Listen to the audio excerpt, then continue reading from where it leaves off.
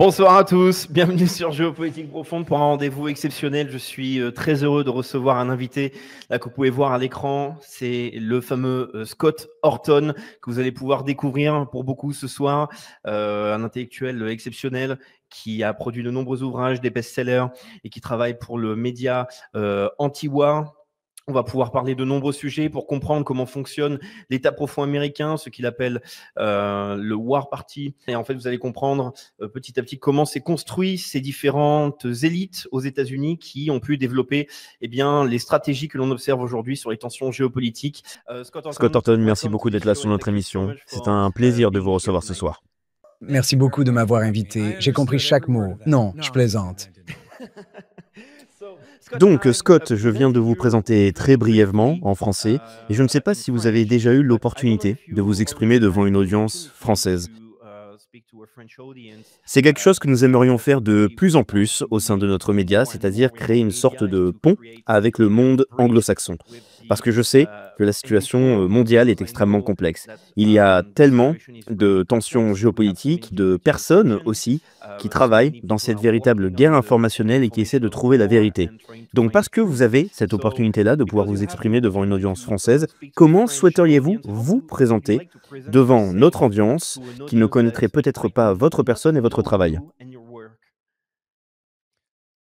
Eh bien, je suis libertarien, c'est l'essentiel, ce qui signifie que je suis anti-gouvernement et partisan du libre marché. Je pense que vous les appelez plutôt libéraux, là d'où vous venez. En Amérique, un libéral est en quelque sorte un socialiste indécis, mais aussi un corporatiste et un impérialiste, tout cela mélangé, alors que nous avons adopté le nom de libertarien pour ceux d'entre nous qui croient au droit de propriété, au libre marché et à la liberté individuelle. Et donc, vous savez, cela s'accompagne d'une saine méfiance et d'un dégoût pour la gouvernance sous presque toutes ses formes. C'est pourquoi l'anti-impérialisme est au cœur de la pensée libertaire, car on ne peut pas avoir un gouvernement limité alors qu'il est constamment en état d'urgence et en guerre dans le monde entier. Donc, si nous voulons la paix ici, nous devons avoir le calme et la sécurité ici. Et notre Constitution présuppose une période de paix où la guerre n'est qu'une urgence temporaire jusqu'à ce que le problème soit résolu. Elle n'est pas censée être notre état permanent. Et comme nous pouvons tous le constater, elle a détruit notre économie, elle a détruit notre liberté et elle détruit notre société qui tente simplement de porter le fardeau. La population qui tente de porter le fardeau de notre vaste état central basé à Washington, notre empire national, ainsi que notre empire étranger.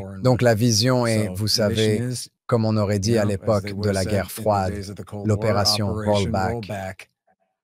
Et c'était leur nom pour soutenir les insurgés nazis contre l'Union soviétique. Mais je veux simplement dire, réduire le pouvoir du gouvernement national et se concentrer sur le 10e amendement et ses restrictions contre le pouvoir fédéral. Donc vous travaillez également pour le média antiwar.com. C'est quelque chose que j'ai pu dire en français lorsque j'étais en train de vous présenter. Et d'ailleurs, j'aimerais vraiment remercier énormément Eric Garris pour avoir rendu cette rencontre possible, ainsi que votre agent. Mais donc c'est Garris, Eric Garris, qui a répondu à mon appel, donc c'est pour ça que je souhaitais le remercier afin d'avoir rendu ça possible. Donc est-ce que vous pourriez présenter le média Antiwar, parce que comme je l'ai dit, et pour ce média-là, et vous écrivez aussi de nombreux ouvrages qu'on peut voir d'ailleurs derrière. Nous allons parler du tout dernier, qui s'appelle Provoked, qui représente un travail absolument énorme et qui est très intéressant afin de comprendre ce que vous appelez actuellement la nouvelle guerre froide. Est-ce que vous pourriez présenter Antiwar? Eh bien, antiwar.com est géré par des libertaires. Eric Garris est un activiste libertarien depuis les années 1970. Et son, vous savez, partenaire fondateur dans cette affaire était Justin Raimondo, qui est décédé il y a quelques années maintenant. Mais lui aussi est libertarien et disciple de Murray N. Rothbard. Et nous sommes essentiellement des partisans de Ron Paul.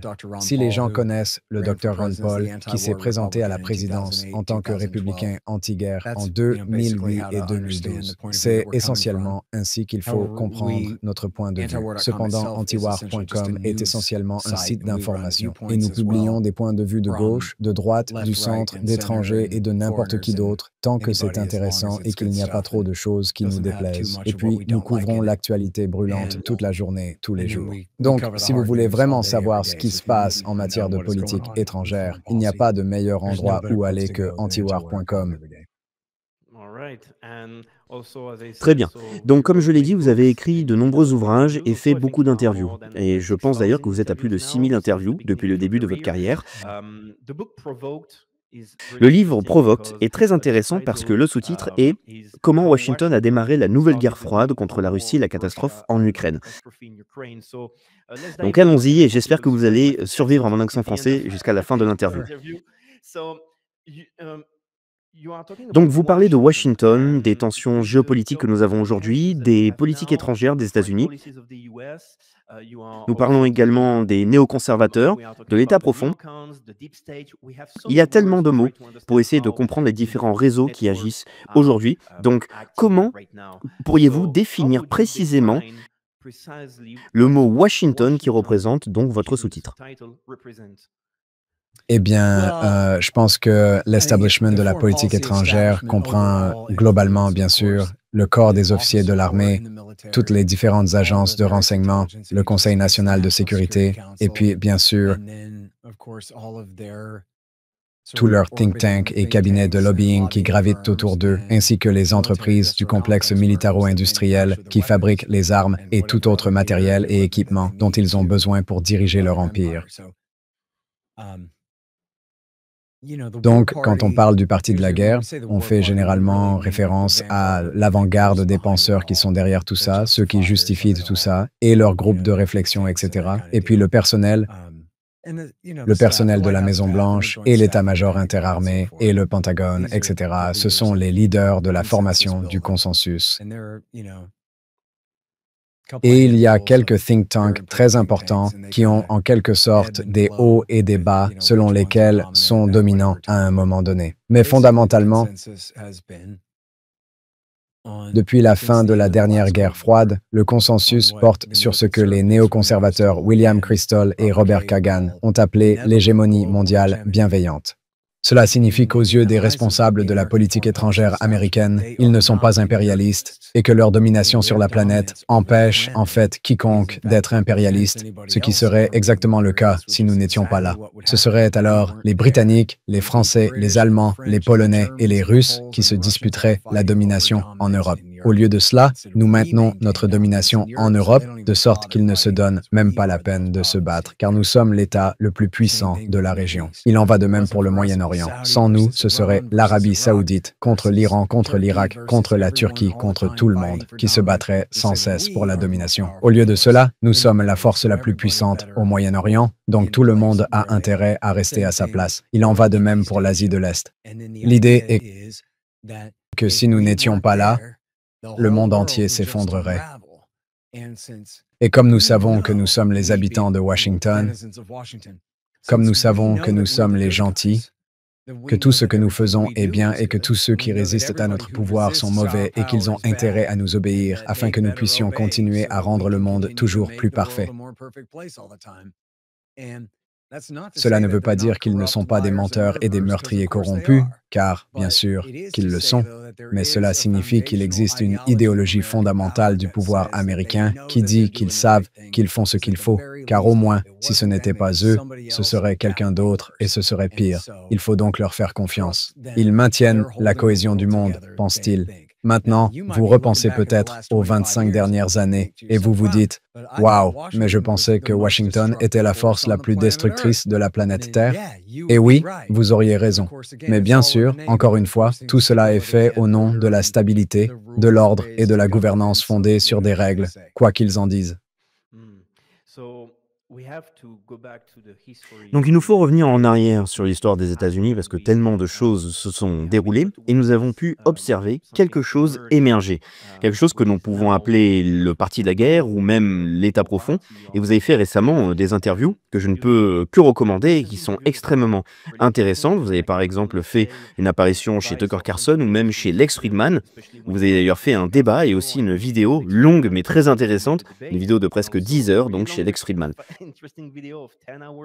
Vous parliez d'une personne qui pour moi est très intéressante et même importante, sur laquelle il faudrait se focaliser, ou même les personnes autour et qui auraient créé donc le mouvement idéologique des néoconservateurs, le groupe, mais aussi tout le mouvement. Vous parliez donc d'Irving Kristol, qui, je pense, vous parliez aussi de James Burnham, de Léo Strauss. Est-ce que vous pouvez nous en dire un petit peu plus sur ces personnes-là, sur ce parti de la guerre qui a émergé après la Seconde Guerre mondiale et pendant la guerre froide? Oui, donc le mouvement néoconservateur. Oh, tout d'abord, permettez-moi de préciser que je ne sais pas très bien comment vous utilisez le terme néocon en France, ni à quelle fréquence, ni dans quel sens, mais ici, aux États-Unis, je trouve que ce terme est galvaudé. Il est devenu très péjoratif, ce qui est une bonne chose. Ce n'est pas un terme affectueux. C'est quelque chose d'horrible à dire à quelqu'un, de le traiter de néoconservateur. C'est donc une bonne chose. Mais la façon dont je l'utilise, c'est une définition biographique et je pense qu'elle ne s'applique qu'à une centaine de personnes dans le monde. C'est un groupe spécifique composé principalement d'anciens trotskistes qui se sont tournés vers la droite et sont devenus des réaganistes. Et il y a, vous savez, plusieurs générations d'entre eux, mais c'est ainsi qu'on les comprend le mieux, comme un réseau d'amis et de compagnons de route. Et au cœur de leur idéologie, il y a tout d'abord leur propre culte du pouvoir, le fait qu'ils sont tellement intelligents que tout le monde devrait faire ce qu'ils disent et qu'ils sont les seuls à mériter de dicter leur conduite à tout le monde. Ils sont également profondément liés à Israël et au sionisme. Et beaucoup d'entre eux, même s'ils ne sont pas tous juifs, mais soyons réalistes, le trotskisme n'a jamais été très populaire aux États-Unis en dehors de Brooklyn, New York. D'accord? Voilà donc qui sont ceux qui ont été trotskistes et qui se sont éloignés du trotskisme. C'est justement ceux dont nous parlons ici, vous comprenez?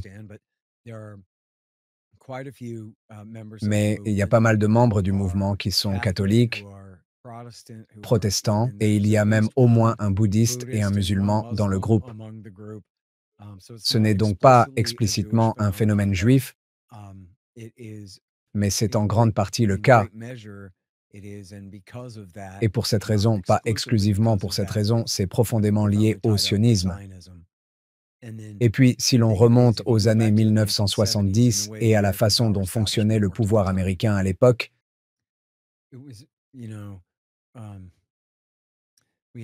c'était, vous savez, nous avons en Amérique un phénomène que vous connaissez peut-être de votre côté de l'océan, celui des protestants blancs anglo-saxons. Il ne s'agit pas simplement des baptistes ou des méthodistes, mais exclusivement, je pense, enfin je ne devrais pas dire exclusivement. Je n'en suis pas certain, mais en général, cela semble s'appliquer aux épiscopaliens, aux luthériens, aux anglicans et aux personnes qui appartiennent à la couche supérieure de la société protestante et qui descendent de certaines des familles les plus anciennes et les plus riches d'Amérique, n'est-ce pas? Si vous pensez par exemple aux Pierce, aux Abbott, aux Whitney et aux Bush, ce sont des gens de sang dit noble qui peuvent se vanter d'être, vous savez, les cousins au 9e degré de la reine d'Angleterre, ce genre de personnes.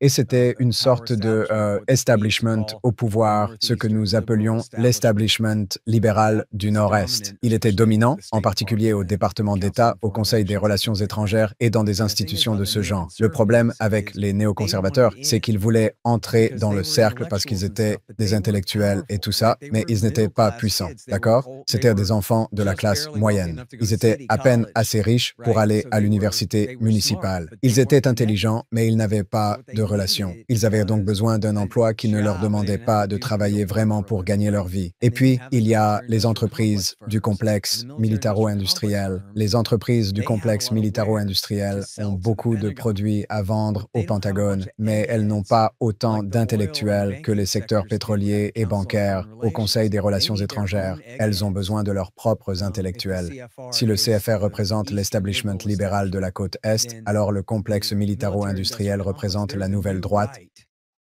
et il avait besoin d'experts pour rédiger des études expliquant pourquoi le Pentagone devait lui acheter des armes. Et c'est ainsi, comme l'a expliqué Andrew Cockburn, que le mouvement néoconservateur est né. C'est le croisement entre le lobby israélien et le complexe militaro-industriel. Je dirais que c'est l'avant-garde du lobby israélien, en réalité, et qu'il a toujours été parrainé par le complexe militaro-industriel. Et maintenant, pendant les années Reagan, nous parlons du sous-secrétaire adjoint à la Défense chargé de la politique. Sous l'administration Bush, nous parlons du secrétaire adjoint à la Défense et du secrétaire adjoint à la Défense chargé de la politique et de tous ses collaborateurs. Et ils contrôlent le personnel du bureau du vice-président au Conseil national de sécurité, le Conseil de politique de défense et tout le Pentagone. Et c'était le réseau que l'on peut considérer comme une cellule. C'était un réseau secret de pouvoir au sein du régime, relevant directement du vice-président Dick Cheney à l'époque, et capable de contourner la CIA, le département d'État et tous les autres professionnels du Conseil national de sécurité. Tous ceux qui, au Pentagone, connaissaient réellement le Moyen-Orient ont été licenciés et remplacés par des membres du Jewish Institute for National Security Affairs, du Center for Security Policy, de la Foundation for Defense of Democracies, du Project for a New American Century et de l'American Enterprise Institute. Parce que si vous avez le CFR, très bien, nous en créerons simplement 10 autres, où nous prendrons le contrôle des think tanks conservateurs qui existent déjà, puis nous en créerons 10 autres. Et puis, je ne sais pas si vous êtes assez âgé pour vous souvenir de ce qui s'est passé en 2002 et 2003, mais au sein du gouvernement Bush et aussi très présent dans l'univers médiatique de Rupert Murdoch, le Wall Street Journal, Fox News en particulier, mais aussi les magazines Weekly Standard et National Review qui étaient tous deux très importants à l'époque.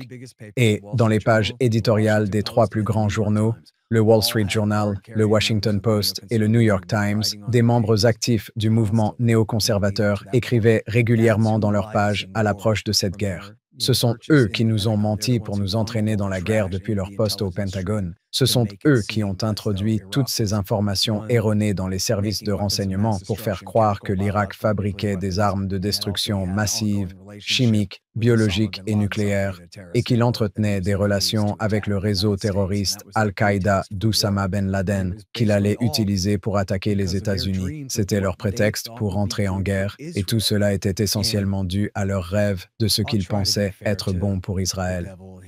Et je vais essayer d'être juste envers le diable ici et dire que si vous leur demandez, peut-être même si vous les faites boire et leur demandez, ils insisteraient sur le fait que les intérêts des États-Unis et ceux d'Israël sont les mêmes.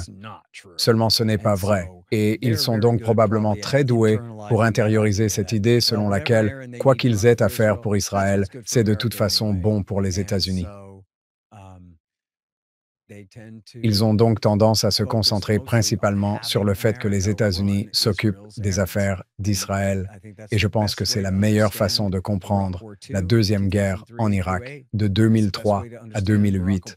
C'est la meilleure façon de comprendre la sale guerre menée par Barack Obama en Syrie pour Al-Qaïda contre les baasistes qui, bien sûr, étaient alliés à l'Iran et à l'axe chiite du pouvoir que les États-Unis avaient par inadvertance ou délibérément, mais en se méprenant sur ce que cela signifierait, mis au pouvoir lors de la Deuxième Guerre en Irak.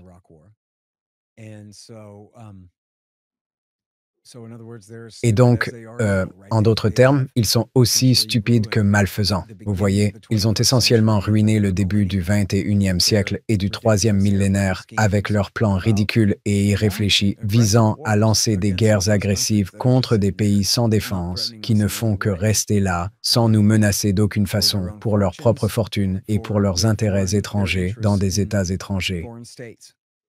Et c'est une véritable tragédie que cela ait été permis. Et on pourrait penser que la première fois que quelqu'un a entendu le nom de Léon Trotsky associé au Parti républicain, nous, tout le monde, nous nous serions arrêtés et aurions dit « Attendez une minute. De quoi parlons-nous? Le fondateur de l'Armée rouge a fondé un mouvement de communistes américains qui sont ensuite devenus républicains. Et maintenant, ils travaillent tous pour George Bush, nous mentant pour nous entraîner dans une guerre pour Israël? C'est bizarre. Comment ça, vous êtes trotskiste? Vous savez, j'ai connu beaucoup de hippies. Aucun d'entre eux n'était réellement dévoué à Léon Trotsky. Mais qu'est-ce que c'est que ça? Et pourtant, d'une manière ou d'une autre, ils ont réussi à s'en tirer. Et ils restent en réalité l'avant-garde du parti de la guerre, même si beaucoup de gens, vous savez, ont participé globalement à l'élaboration de la politique étrangère. Et ils sont loin de représenter l'ensemble. En fait, à l'heure actuelle, il n'y a pas de néoconservateurs dans l'administration de Donald Trump. Lors de son premier mandat, il en avait un, Elliott Abrams, qui était celui qui avait tenté de faire le coup d'État, qui a échoué au Venezuela. et Dieu sait quoi d'autre. D'ailleurs, ne me lancez pas sur ce qu'il a fait pendant les années de Bush.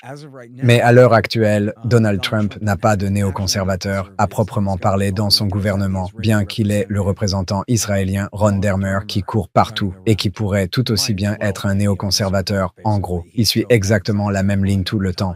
Et puis, bien sûr, il y a les membres de la Fondation pour la défense des démocraties, comme Mark Dubowitz et ses amis, qui sont les pires faucons anti-iraniens qui, ils n'occupent pas de poste au sein du gouvernement pour le moment. Mais lui et ses acolytes font des heures supplémentaires pour imposer les discours israéliens, en particulier concernant l'Iran, à la Maison-Blanche de Trump, qui est très réceptive à ces discours pour ses propres raisons, même en l'absence des néoconservateurs. J'aurais tellement de questions à vous poser avec tout ce que vous venez de dire, mais j'aimerais que l'on puisse se focaliser sur un point. C'est très intéressant parce que nous avons le même problème en fait en France, lorsque vous parlez des trotskistes.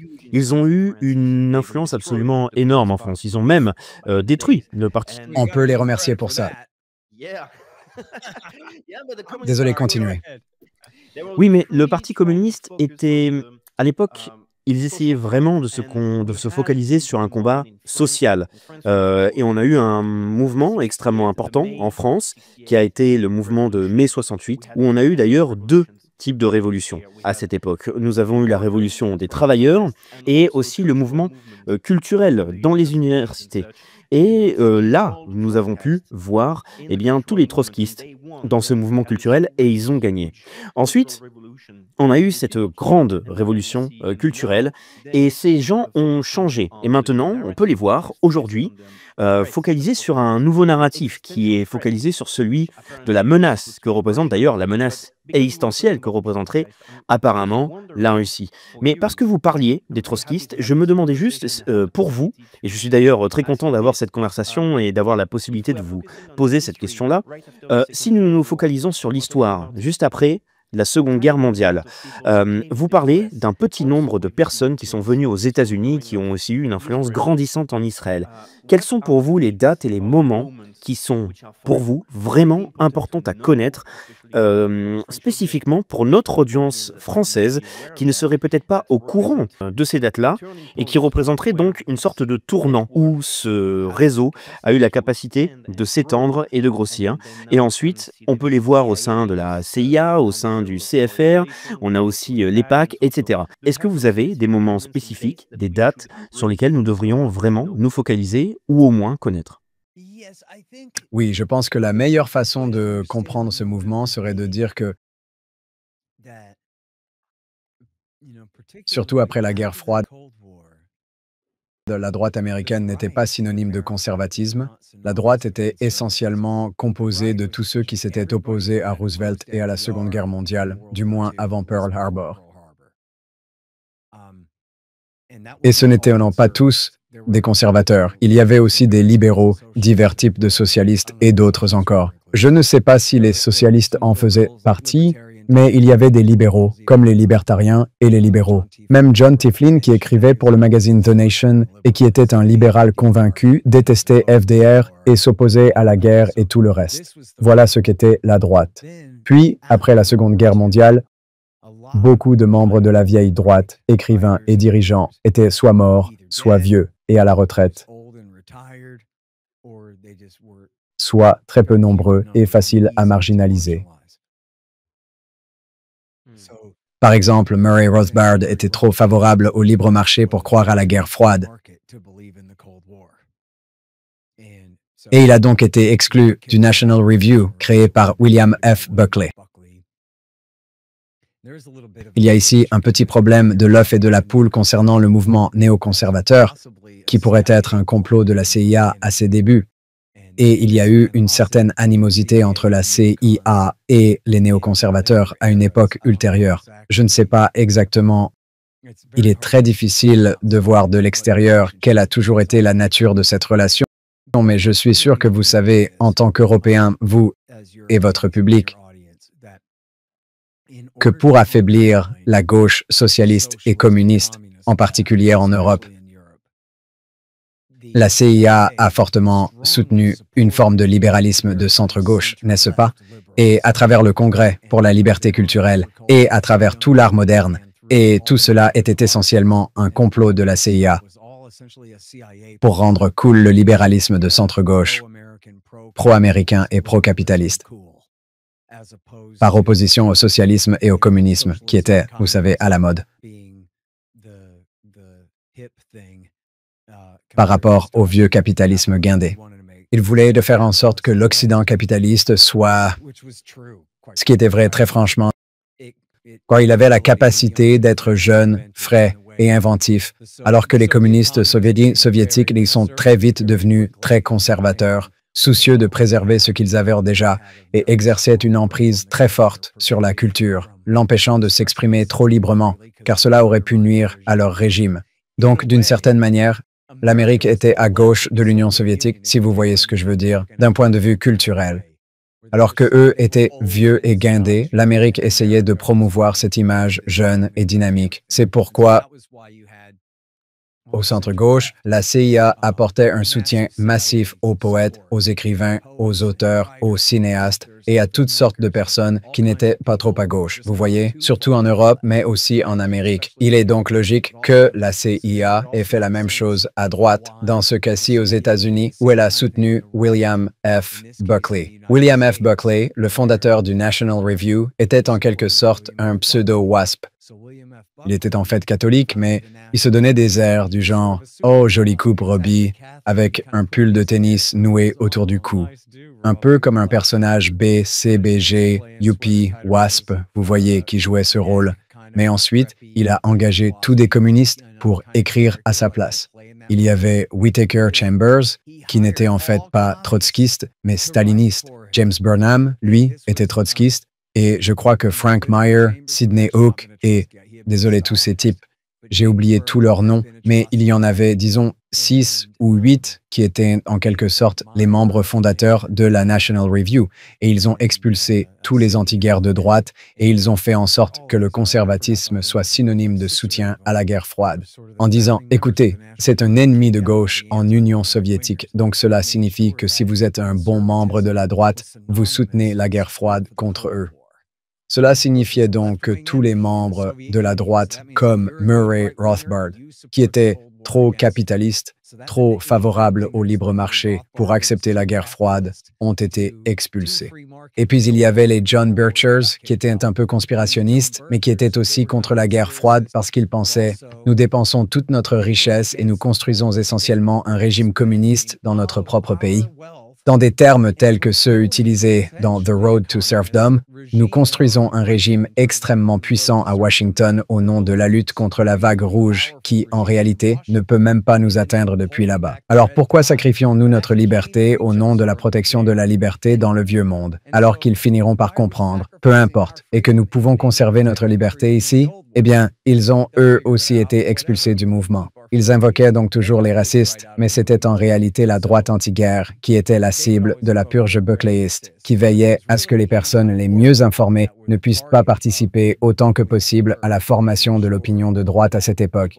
Et puis, il y avait un type qui s'appelait Max Shachtman, qui avait été le bras droit de Léon Trotsky aux États-Unis. Il avait créé un groupe appelé les socialistes démocrates américains. Et je crois, vous savez, je ne sais pas comment ça se passe en Europe. Je suis sûr que c'est pareil en Europe. Si vous regardez l'arbre généalogique des groupes de gauche, il y en a des milliers, n'est-ce pas?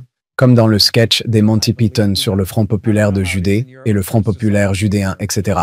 C'est exactement comme ça. Il y a 1000 types de maoïstes, 1000 types de staliniens, 1000 types de marxistes-léninistes staliniens, 1000 types de trotskistes et tout le reste, et ils se détestent tous. Ils se sont tous divisés en 1973 à cause d'une grève ou autre chose. Vous voyez? Qui s'en soucie? Personne ne peut suivre tout ça. Mais bon, ils bougent, ils changent d'alliance, ils changent d'opinion. Je ne saurais vous dire exactement jusqu'où Max Shachtman est allé à droite et quand, mais il a créé un groupe essentiellement composé de jeunes socialistes. En gros, au lieu d'être communistes, ce sont des sociaux-démocrates. C'est comme ça qu'ils se nomment eux-mêmes. Donc, vous voyez, ils étaient moins radicaux et plus favorables à l'État-providence. Ils essayaient surtout d'agir au sein du Parti démocrate, ce genre de choses.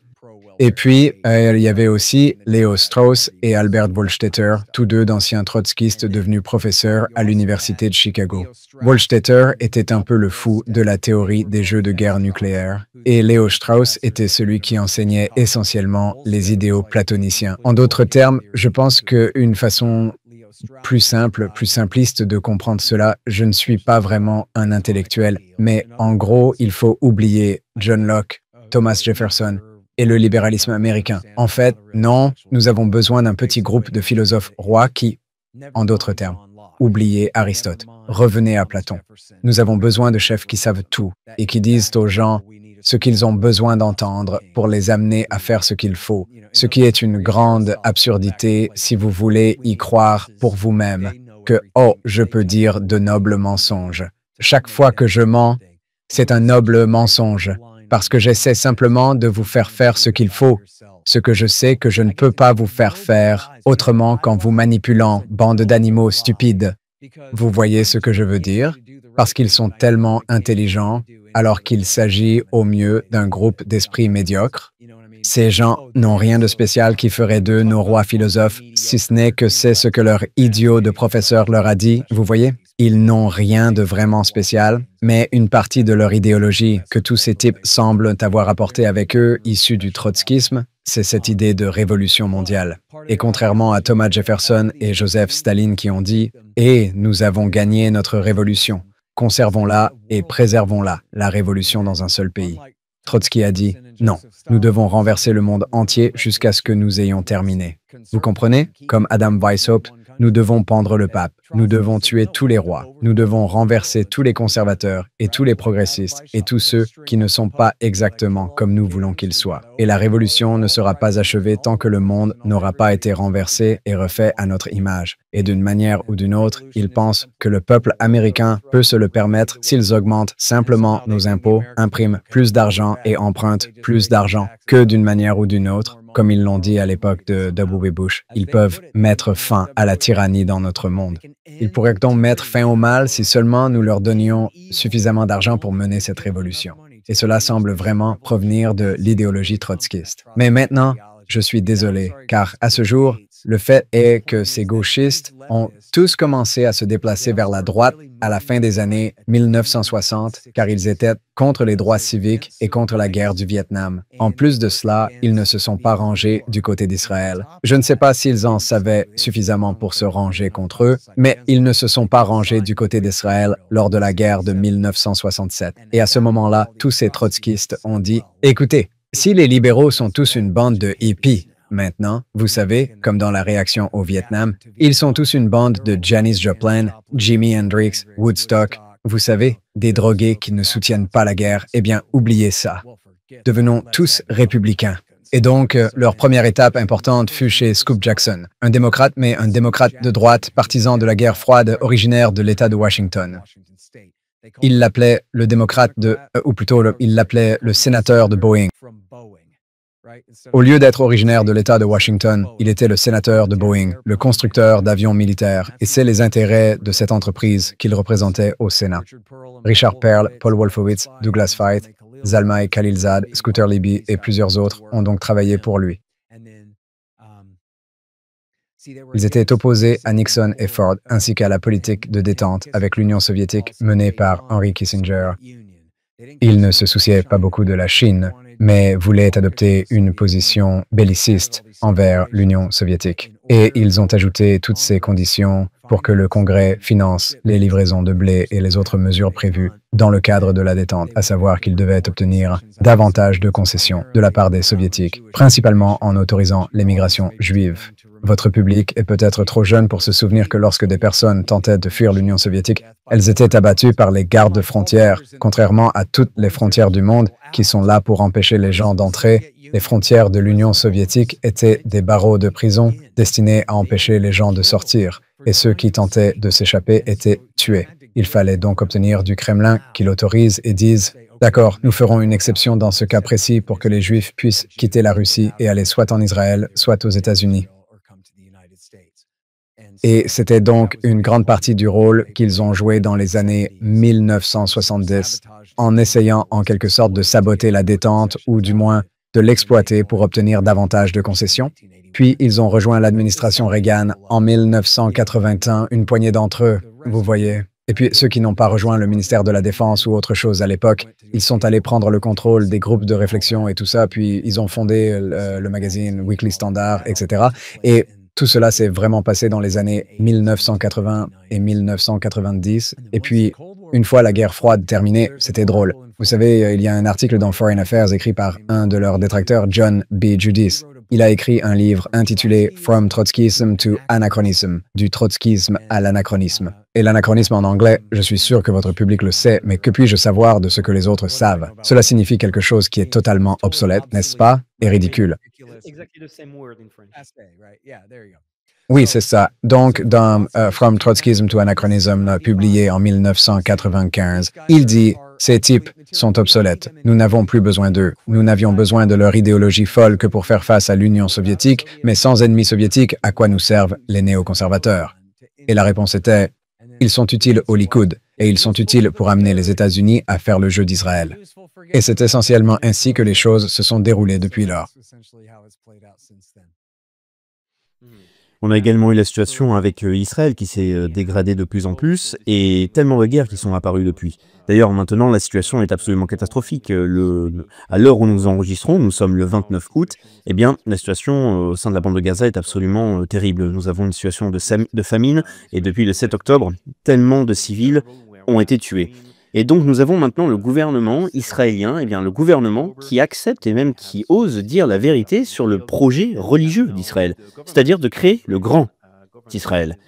Mais c'est une chose, lorsque nous regardons vers Benjamin Netanyahou, on se rend compte qu'il n'est pas vraiment sémite. Donc c'est quelque chose que je trouve intéressant.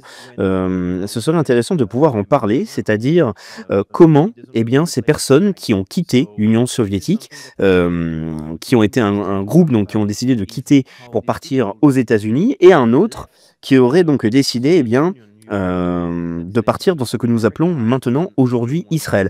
Comment est-ce que vous pourriez résumer un petit peu la situation de comment est-ce qu'on a eu les États-Unis qui ont pu créer un tel lien avec Israël qui est tellement puissant maintenant?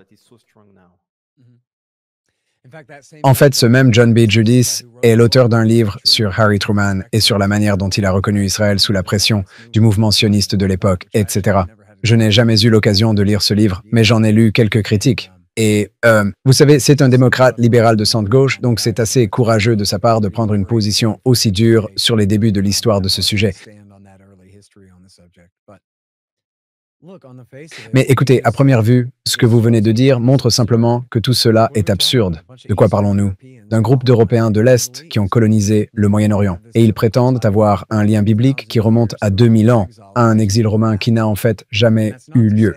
Et cela ne veut pas dire que, vous savez, et je pense que cela a été démontré par l'ADN ou quoi que ce soit d'autre, qu'ils ont démontré que, évidemment, oui, certains Juifs ont voyagé en Europe, puis, vous savez, se sont dispersés et ont évangélisé et répandu leur religion et leur tribu dans cette partie de l'Europe pendant ces 2000 ans. Mais l'exil romain de tous les anciens Hébreux, ça n'a jamais eu lieu. Donc, si vous croyez à la mythologie selon laquelle Dieu a donné cette terre à Abraham et à toute sa famille, eh bien, ce sont les Palestiniens.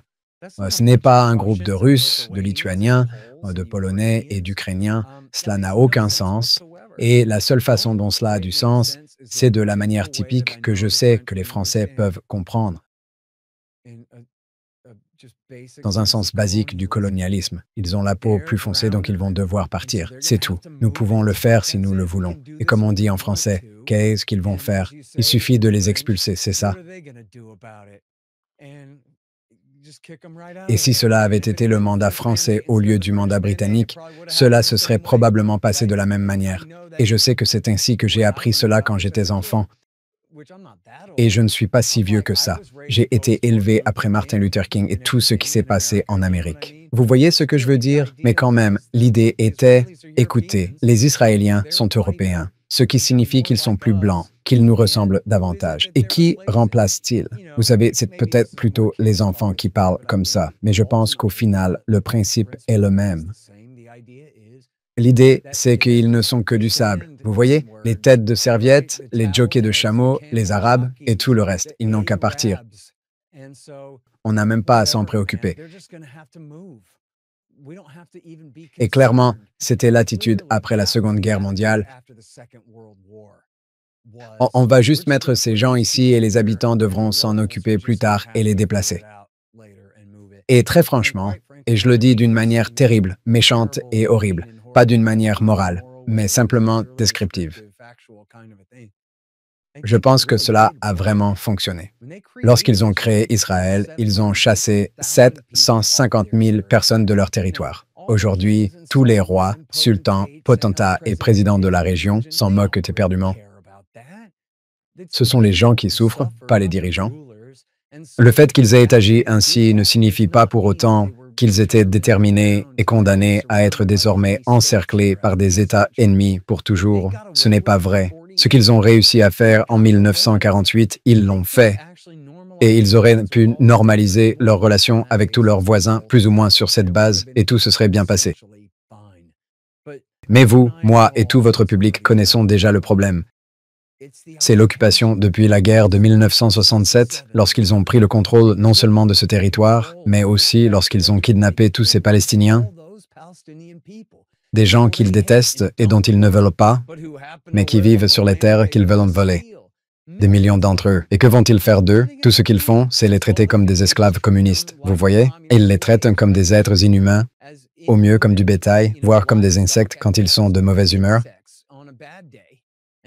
Ils n'ont aucune liberté civile, aucun droit civil. Ils vivent sous un régime fantoche en Cisjordanie.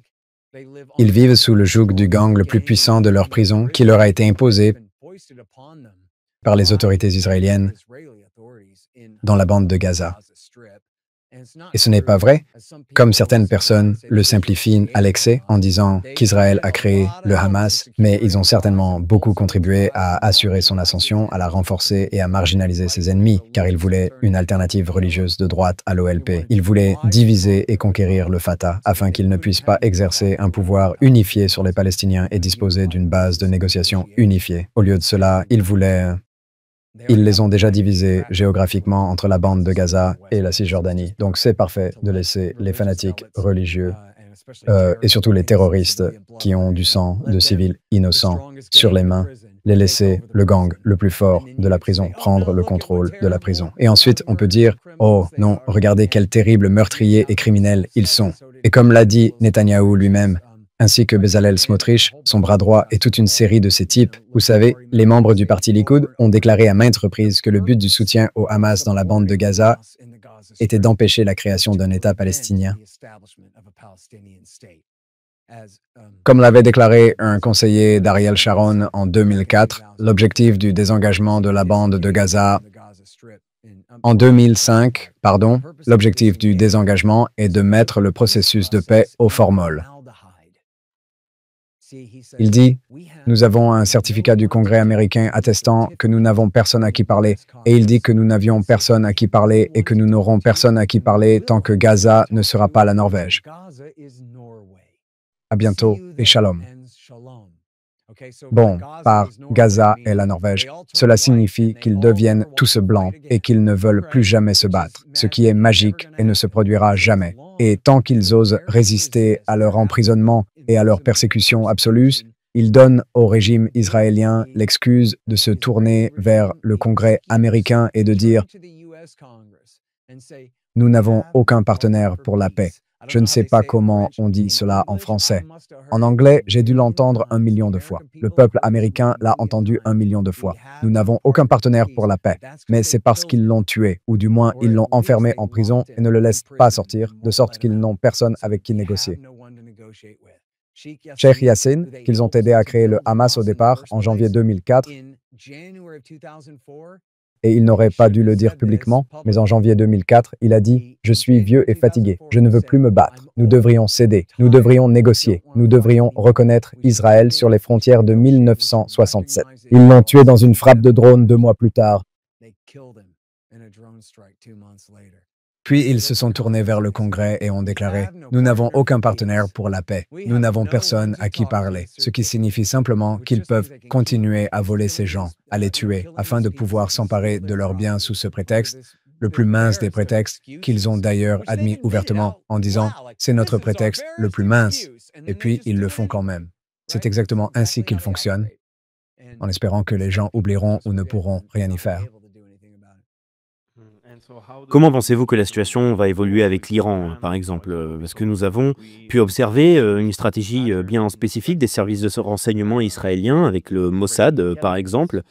Vous étiez en train de parler du fait que, le Hamas était utilisé d'une manière, bien spécifique et bien sûr, c'est absolument terrible, mais tellement intelligent d'une certaine manière. J'ai envie de bien utiliser mes mots, d'une bonne manière, mais lorsque vous massacrez une population, ensuite, eh bien, vous créez une haine envers les gens, qui deviennent ensuite, des fanatiques pour pouvoir se venger. Donc on peut voir par exemple, en Syrie, nous avons eu un changement de régime en Syrie. Nous avions eu la situation, en Iran donc et ensuite la guerre des 12 jours. Donc que pensez-vous qui va se passer avec les autres pays autour d'Israël? Eh bien, je suis très intéressé pour ma part par ce qui se passe ici en Syrie, où je ne pense pas qu'il y ait vraiment encore de Syrie. Vous voyez, le pays est divisé depuis un certain temps déjà. Aujourd'hui, les Turcs contrôlent davantage de territoires au nord et les Israéliens au sud. Les Kurdes à l'est sont toujours sous la protection des États-Unis et sont essentiellement indépendants. Même si j'avoue que je suis un peu à la traîne sur l'actualité, j'ai quelques années de retard sur la Syrie.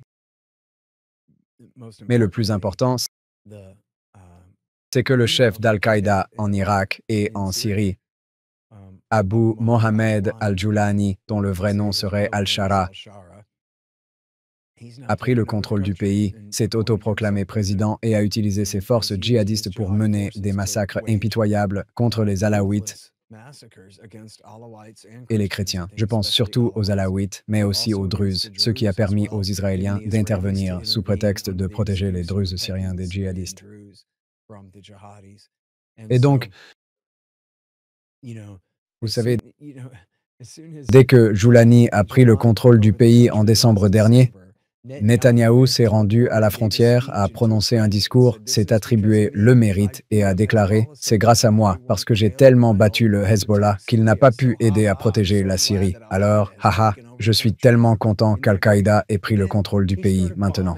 N'est-ce pas formidable ?»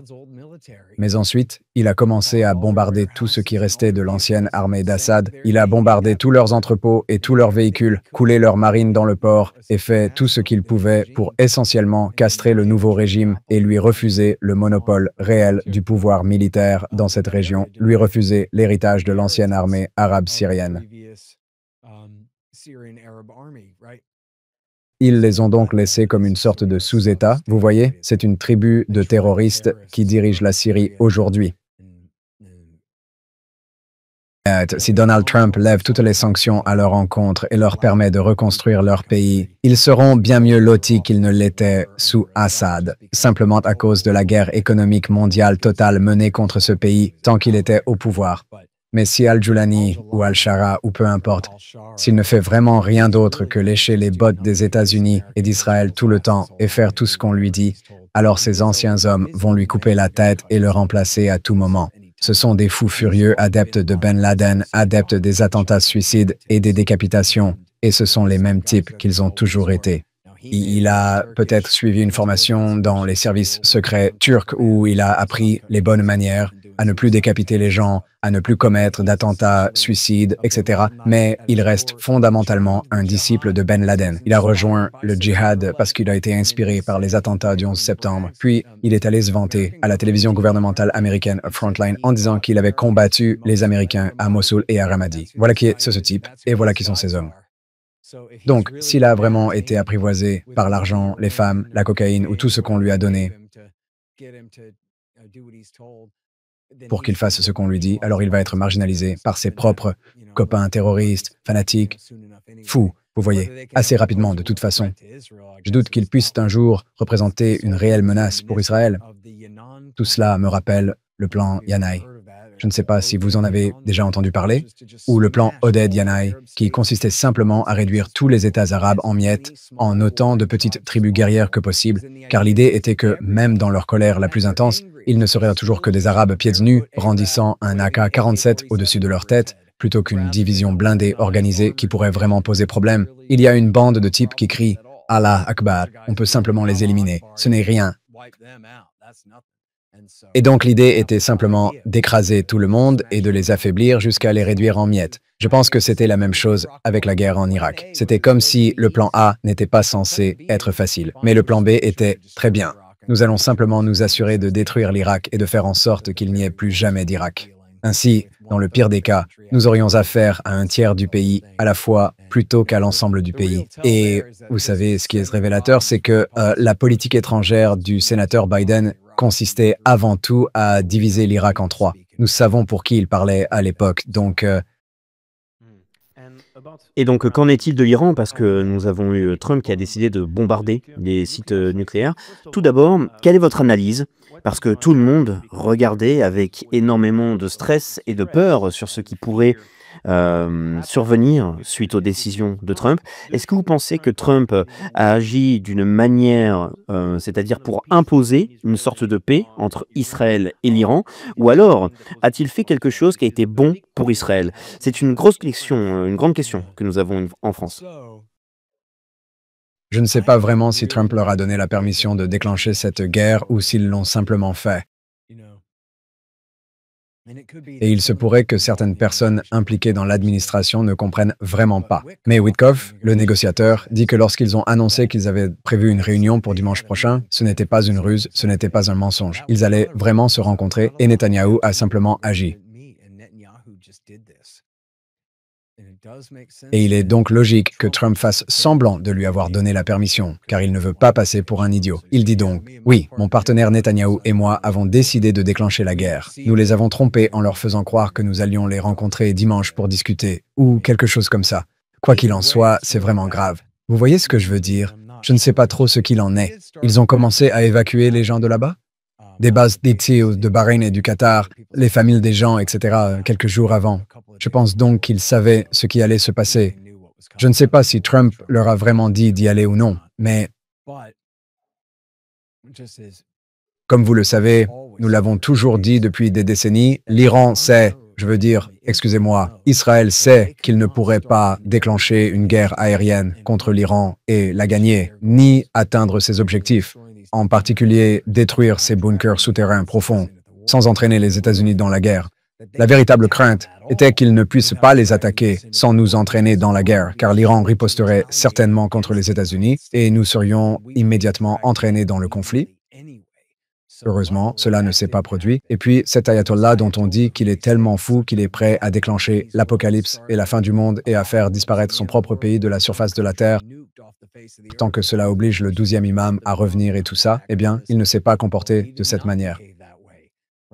Il a agi de la manière la plus modérée possible en ripostant contre Israël, mais sans attaquer nos troupes au Koweït, au Qatar, à Bahreïn, etc., jusqu'à ce que Trump fasse appel au B2. Et quand Trump... Parce que les Israéliens ne pouvaient pas atteindre ces cibles souterraines profondes à Natanz et Fordo. Alors, quand Trump a envoyé les B2, l'ayatollah a lancé 14 missiles sur notre base au Qatar. Et y en avait-il aussi quelques-uns au Qatar? Mais ensuite, il a envoyé un avertissement en disant « Vous devriez abattre nos missiles. Ils arrivent. Nous allons les lancer dans 20 minutes. Assurez-vous d'être prêts. » Et puis, Et la même chose est apparue en Syrie, si je me souviens bien, le fait qu'en Syrie, eh bien, il y avait eu une frappe qui avait été donc annoncée, eh bien, aux bases militaires américaines qui en fait étaient vides. Eh bien, c'est ce qu'ils ont fait lorsque l'Iran a riposté à l'assassinat de Qassem Soleimani en 2000 et en 2020, ils ont... Ou était-ce en 2019? Je suis désolé, je m'embrouille dans les dates, mais ils ont essentiellement tiré sur un coin désert d'une base américaine. Certains ont eu des commotions cérébrales, mais personne n'a été tué. Et donc, c'est essentiellement... qu'est-ce que cela signifie? Si quelqu'un est honnête à ce sujet, c'est purement une réponse symbolique. L'ayatollah ne peut pas rester les bras croisés. Alors que fait-il? Il ne fait rien, plus sain. Vous voyez? Il ne fait rien qui ressemble à une riposte, rien qui ressemble à une escalade de la guerre ou quoi que ce soit de ce genre. Il lance juste assez de missiles pour dire qu'il n'a pas rien fait, qu'il a sauvé un peu la face. Et sinon, il fait comprendre à Donald Trump, « Mec, je ne veux pas te combattre. Et sachant évidemment qu'il est totalement dépassé, je pense que nous avons tous été surpris de voir à quel point les Israéliens ont pu facilement détruire tous leurs missiles antiaériens. Ils ont ces SM-300, ou était-ce juste des missiles anti-aériens S-300 qu'ils ont tout simplement détruits dès leur arrivée et qu'ils ont ainsi obtenu une domination aérienne totale au moins sur les parties du pays qu'ils bombardaient. Je ne sais pas pour l'ensemble du pays, mais ils avaient essentiellement non seulement la supériorité aérienne, mais aussi une domination totale. Au moment où les B-2 ont survolé la zone, ils auraient tout aussi bien pu voler à 30 000 pieds d'altitude. Personne ne pouvait les atteindre ni les toucher. Et donc, mais quand Donald Trump a largué ses bombes, voici ce qui s'est passé, vous comprenez? Tout d'abord, il accepte la définition israélienne d'un programme d'armes nucléaires, qui est un programme nucléaire, et donc intolérable selon leurs critères. Mais en plus, il n'a pu qu'endommager leur équipement sans le détruire complètement. Et donc, d'après les estimations, les experts semblent penser qu'ils ont détruit davantage l'installation de Fordow que celle de Natanz. Mais quoi qu'il en soit, ils ont laissé derrière eux des cascades de centrifugeuses. La chose la plus importante qu'ils ont faite a été de détruire l'usine de conversion d'Ispahan. Et le problème, c'est que c'est là que l'on transforme l'uranium métal en gaz hexafluorure afin d'en enrichir la pureté en 235, puis qu'il faut le reconvertir en métal. Et si vous n'avez pas d'installation de conversion, peu importe le degré d'enrichissement de votre métal, vous ne pouvez pas l'enrichir davantage. Et si vous avez de l'uranium converti en gaz hexafluorure, vous ne pouvez pas le reconvertir en métal, quel qu'il soit. Donc, vous ne pouvez rien en faire non plus. Mais le fait est que cela ne représente qu'une partie des dommages causés à leur programme nucléaire. Et le gouvernement iranien a bien sûr immédiatement promis de poursuivre son programme nucléaire et de continuer à enrichir de l'uranium. Trump a donc maintenant plusieurs choix, et je fais ici une extrapolation à quelques kilomètres de là, mais c'est sans aucun doute la voie sur laquelle nous nous trouvons, n'est-ce pas?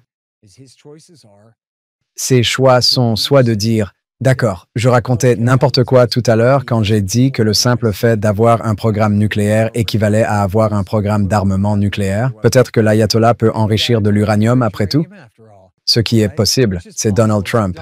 Il peut changer d'avis 3 fois par jour sans s'en soucier, donc il pourrait faire marche arrière, ou bien les bombarder une fois de plus, ou 2 fois de plus, ou que va-t-on faire? On va établir une domination aérienne permanente sur l'Iran, et chaque fois qu'ils essaieront de creuser un trou dans le sol, où que ce soit, chaque fois qu'ils essaieront d'établir une installation nucléaire de quelque nature que ce soit, on va simplement la bombarder?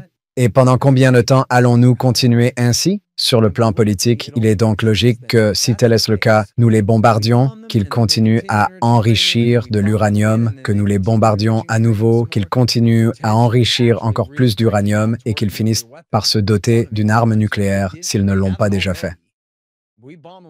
Si on les bombarde encore une fois, mec, tu peux être sûr qu'ils vont réagir et alors, quelle sera la solution? Il faut maintenant changer de régime. Maintenant que vous vous êtes enfermé dans ce piège logique basé sur la fausse prémisse selon laquelle un programme nucléaire civil n'est pas seulement un moyen de dissuasion latent, mais un programme d'armement nucléaire actif, même si ce n'est pas le cas, vous allez devoir tuer tous les mollahs jusqu'à ce qu'il n'y ait plus aucun clerc chiite à éliminer, à déclarer ayatollah. Vous allez devoir tuer tous les parlementaires jusqu'à ce que vous puissiez créer un tout nouveau congrès pour diriger le peuple iranien. Comme les Israéliens l'ont fortement suggéré sur Twitter, il faudrait réinstaller le Shah Reza Pahlavi au pouvoir, son fils maintenant, et le mettre là, et le parachuter, et provoquer une guerre civile massive entre 100 factions et transformer l'Iran en ce qu'est la Syrie aujourd'hui. Vous savez, quelque chose d'horrible comme ça, et imaginez les troupes américaines coincées au milieu de tout ça. C'est peut-être très bien ce que veut Israël, vous voyez. Je veux dire, c'est la chaîne logique. Si vous acceptez cette prémisse, alors c'est là où nous allons. Parce que, voyez-vous, la position iranienne depuis le début du siècle a essentiellement été un bluff, à savoir qu'ils disposent d'une force de dissuasion nucléaire latente. Ils ont donc prouvé, je pense, à la fin de 2006, peut-être au milieu de 2006, qu'ils maîtrisaient le cycle du combustible. Ils savent comment construire une cascade de centrifugeuses d'uranium. Ils savent comment convertir le métal en gaz et vice-versa. Ils peuvent enrichir à n'importe quel pourcentage, ce qui signifie qu'ils pourraient fabriquer une bombe. Et donc, l'idée était, « Hé, mec, ne me force pas à fabriquer une bombe. » Donc, j'aurais pu mieux formuler cela. L'attitude américaine de W. Bush à Obama en passant par Trump était la suivante. Si vous vous échappez et essayez de fabriquer une bombe nucléaire, je vous attaquerai. Et puis, la réponse iranienne à cela, qui était implicite, mais assez clairement implicite, était « Nous ne fabriquerons pas de bombes nucléaires à moins que vous ne nous attaquiez. Donc, nous vous attaquerons si vous fabriquez une bombe nucléaire. Eh bien, nous ne fabriquerons pas d'armes nucléaires à moins que vous ne nous attaquiez. Donc, c'est une impasse parfaite. Tout le monde reste figé et attend. L'ayatollah a un programme d'électricité. Les États-Unis veulent absolument qu'il en reste là et qu'il ne le transforme pas en programme d'armement. D'accord, très bien. Laissons les choses en l'état. N'aggravez pas le conflit. Et puis, sous Barack Obama, il a décidé d'apaiser le conflit en ajoutant une nouvelle série d'inspections et en réduisant quelque peu le programme. Mais c'est cet accord que Donald Trump a déchiré en 2018. Il y a donc eu moins de restrictions que jamais, puis les Israéliens ont assassiné le chef des scientifiques nucléaires iraniens en décembre 2020, avant de mener une attaque de sabotage majeure à Natanz en avril 2021. C'est en réponse à cela que l'Iran a finalement commencé à enrichir jusqu'à 60%. Mais on ne peut pas fabriquer une bombe nucléaire avec 60%. Il montre simplement « Hey, revenez à la table des négociations ». C'était une carte qu'il préparait pour la négociation, un moyen de pression à échanger. Et les faucons s'écrient « Oh mon Dieu, 60%, comme si vous deviez avoir peur, alors qu'ils auraient clairement pu continuer jusqu'à 90%. Pourquoi se sont-ils arrêtés à seulement 60% d'uranium-235? Parce qu'ils vous envoient le message suivant.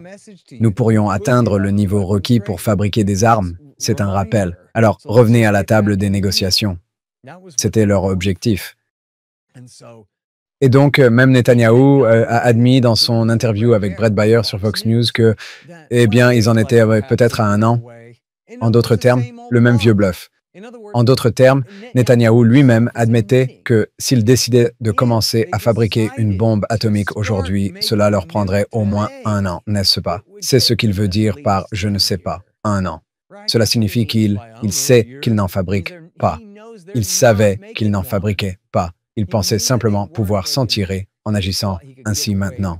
Et le fait est que, là où Trump ne peut analyser qu'une étape à la fois, je pense qu'il est logique que Netanyahou joue aux échecs. Que Netanyahou sache que s'il attaque le programme nucléaire maintenant et entraîne les États-Unis dans cette affaire, cela rendra plus probable que l'Iran se rebelle et tente de fabriquer une bombe nucléaire maintenant, ou même s'ils ne le font pas, qu'ils continueront à insister pour enrichir de l'uranium. Et tant que ce sera le cas, il pourra persuader Trump de les bombarder encore et encore. Et puis, surtout s'il se lance dans la fabrication d'une bombe nucléaire, nous enverrons la 82e division aéroportée pour tenter de prendre le contrôle du centre-ville de Téhéran, ce qui est bien sûr un véritable cauchemar et quelque chose qu'aucun dirigeant américain ne souhaite faire. Personne au Pentagone ne pense vouloir tenter de prendre le contrôle de ce pays. Mais il n'y a pas d'autre moyen de changer le régime, si ce n'est d'occuper les lieux et de tuer quiconque tente de s'y opposer, afin de devenir la seule force de sécurité dans la région. C'est ainsi que cela fonctionne. Il faut envoyer des troupes sur le terrain, sinon rien. On ne peut pas changer un régime depuis les airs. Donc, Trump a laissé Netanyahou entraîner les États-Unis sur cette voie, et c'est dommage, parce que ce n'est clairement pas une fatalité. Maintenant, l'ayatollah ne veut manifestement pas assumer la responsabilité de détenir une arme nucléaire. Peut-être qu'il ne fait pas confiance à son propre peuple, peut-être qu'il sait qu'il est vieux comme Mathusalem, et qu'il ne fait pas confiance à ceux qui pourraient lui succéder, vous voyez? une bombe atomique. C'est une sacrée responsabilité. Et il a clairement déclaré depuis son arrivée au pouvoir en 1989 qu'il était interdit de se doter d'armes chimiques, biologiques ou nucléaires. Ils ne l'ont tout simplement pas fait. Maintenant, il pourrait changer d'avis et dire, écoutez, Dieu a changé d'avis. Dieu a dit qu'en fait, nous devrions fabriquer des armes nucléaires maintenant. Il pourrait le faire demain. Je ne dis pas qu'il faut lui faire confiance. C'est un théocrate. Ce n'est pas quelqu'un dont on devrait croire toutes les paroles. C'est juste qu'il est clair que ses ordres sont en fait respectés comme des ordres et des commandements par les personnes de rang inférieur à lui dans ce gouvernement national. Quand son prédécesseur, dans les années 1980, a dit « pas d'armes chimiques », ils ont répondu « oui, monsieur, monsieur ». Et c'était tout. Ils n'ont pas fabriqué d'armes chimiques. Et ce même type a la même idée, quoi. Pas d'armes de destruction massive. Cela devrait nous suffire. Nous ne devrions pas faire autant pression, nous ne devrions pas laisser les Israéliens nous pousser à les pousser au point où ils changent d'avis à ce sujet, car alors nous serons sur la voie de l'enfer. Et pour tous ceux qui se souviennent de la Deuxième Guerre en Irak, l'Iran est 4 fois plus grand, 3 fois plus grand, avec 4 fois plus d'habitants, et tout cela avec des chaînes de montagnes, etc.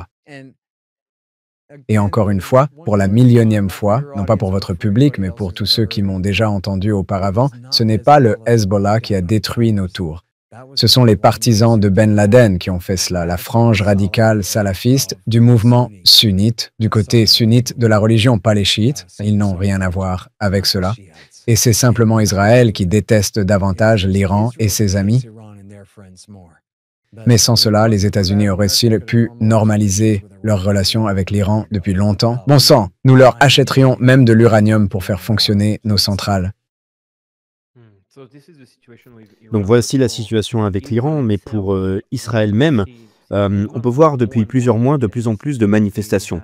On a de plus en plus d'Israéliens qui sont contre la politique du gouvernement Netanyahou. Est-ce que vous pensez que Netanyahou peut rester au pouvoir ou est-ce que vous pensez que les sionistes peuvent continuer à tenter d'appliquer leur propre stratégie pour créer le Grand Israël, depuis qu'ils en parlent ouvertement?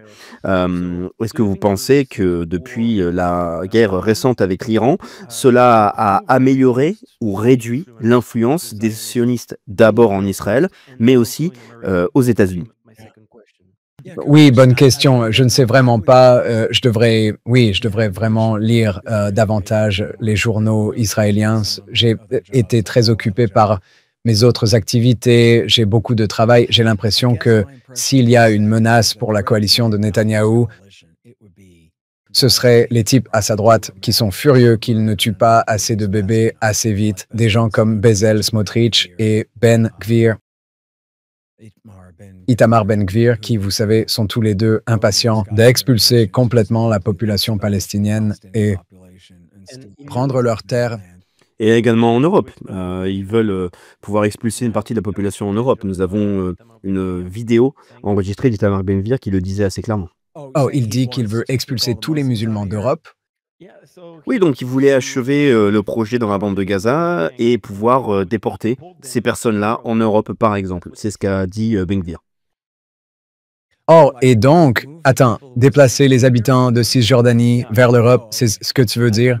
Je veux dire, la plupart des plans prévoient de les envoyer en Indonésie, en Libye, au Soudan du Sud ou en Éthiopie. Pas l'Indonésie, mais les autres sont tous des pays déchirés par la guerre.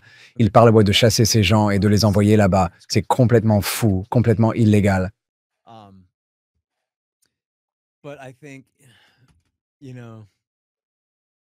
Mais je pense, vous savez, d'après ce que je comprends, que le spectre politique en Israël est tellement à droite nationaliste que vous pourriez peut-être rassembler beaucoup de libéraux pour une manifestation à Tel Aviv, mais je ne pense pas qu'ils contrôlent aucun parti politique majeur. Tu sais, si tu penses au gouvernement travailliste ou au parti travailliste de Rabin, Peres et Barak, je veux dire, il est pratiquement mort, non? Et puis, tu sais, les communistes ou tous ceux qui sont à gauche de ça sont totalement insignifiants. Les libertariens sont comme des meurtriers sataniques, buveurs de sang, lunatiques, nazis fascistes. Ce ne sont pas du tout des libertariens. Ce sont les personnes les plus horribles de la planète. Je n'arrive pas à croire qu'ils se qualifient ainsi.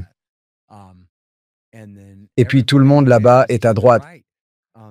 Certains sont plus laïques, d'autres plus religieux, mais ils sont tous déterminés à créer un grand Israël aux dépens des Palestiniens et, en fin de compte, des Libanais, des Syriens, des Égyptiens, des Jordaniens et des Irakiens.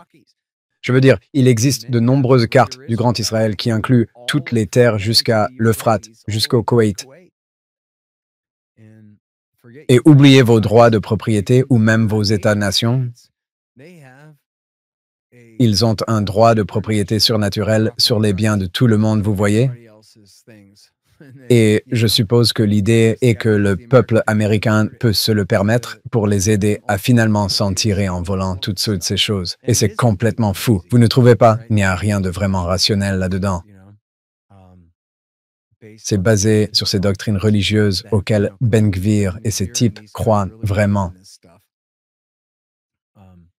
Je ne sais vraiment pas qui peut l'arrêter en Israël. Je veux dire, vous savez probablement qu'il y a quelques semaines, 600 anciens hauts fonctionnaires israéliens, tous issus de la police, de l'armée et des services de renseignement du Shin Bet, de l'armée israélienne, du Mossad et du cabinet et ce genre de choses, ont signé une lettre adressée à Donald Trump pour lui demander de forcer Netanyahou à arrêter, car ils ne peuvent pas l'arrêter eux-mêmes. Et 600 d'entre eux ont signé une lettre adressée à Donald Trump pour lui demander de forcer Netanyahou à arrêter, car ils ne peuvent pas le faire eux-mêmes. Quelques jours plus tard, une autre lettre commune a été envoyée par 4000 Juifs du monde entier, des dirigeants juifs éminents de différents groupes, synagogues et autres institutions du monde entier, le suppliant d'arrêter, mais ils ne peuvent pas l'en empêcher. Vous savez, il y a très peu de... Et pour ceux qui viennent de nous rejoindre, Benjamin Netanyahou est là depuis très longtemps, mais il aurait dû aller en prison il y a des années. Mais ce qui s'est passé, c'est qu'il s'est associé à une coalition de fous furieux, des gens avec lesquels il ne se serait jamais associé auparavant afin d'éviter la prison, car c'est un criminel. Et la police nationale israélienne veut le mettre en prison. Tout le monde peut regarder ce nouveau documentaire intitulé The Bibi Files, qui est simplement une vidéo des interrogatoires menés par le Shin Bet sur Netanyahou, sa femme et leurs amis. Et ceux qu'il a extorqués, n'est-ce pas? Le problème, c'est que je ne connais pas la législation française, mais en Israël, tout comme aux États-Unis, il est absolument illégal d'offrir des cadeaux coûteux à un premier ministre en exercice. C'est tout simplement interdit et ils sont coupables à 100%. Et c'est son horrible femme, c'est sa femme Sarah qui fait ça. Elle oblige tout le monde à lui acheter du champagne hors de prix, des bijoux et toutes sortes de choses. Et donc, vous savez, ils sont tous enregistrés en train de dire à quel point il est coupable. Eh bien, une façon d'éviter la prison est de rester en guerre, n'est-ce pas? Et la première chose qu'il a faite a été de s'associer à ces fous afin de redevenir Premier ministre. Et ensuite, il a hâte d'entrer en conflit. Et puis, surtout une fois que le conflit a éclaté le 7 octobre, il a manifestement fait tout ce qu'il pouvait pour faire traîner les choses. Je me souviens même avoir pensé, peut-être qu'il fait traîner les choses autant que possible pour être sûr que Joe Biden quitte le pouvoir et que son bon ami Trump revienne, et ensuite, on verra ce qu'il fera. Mais non, ça lui a juste permis d'aller encore plus loin.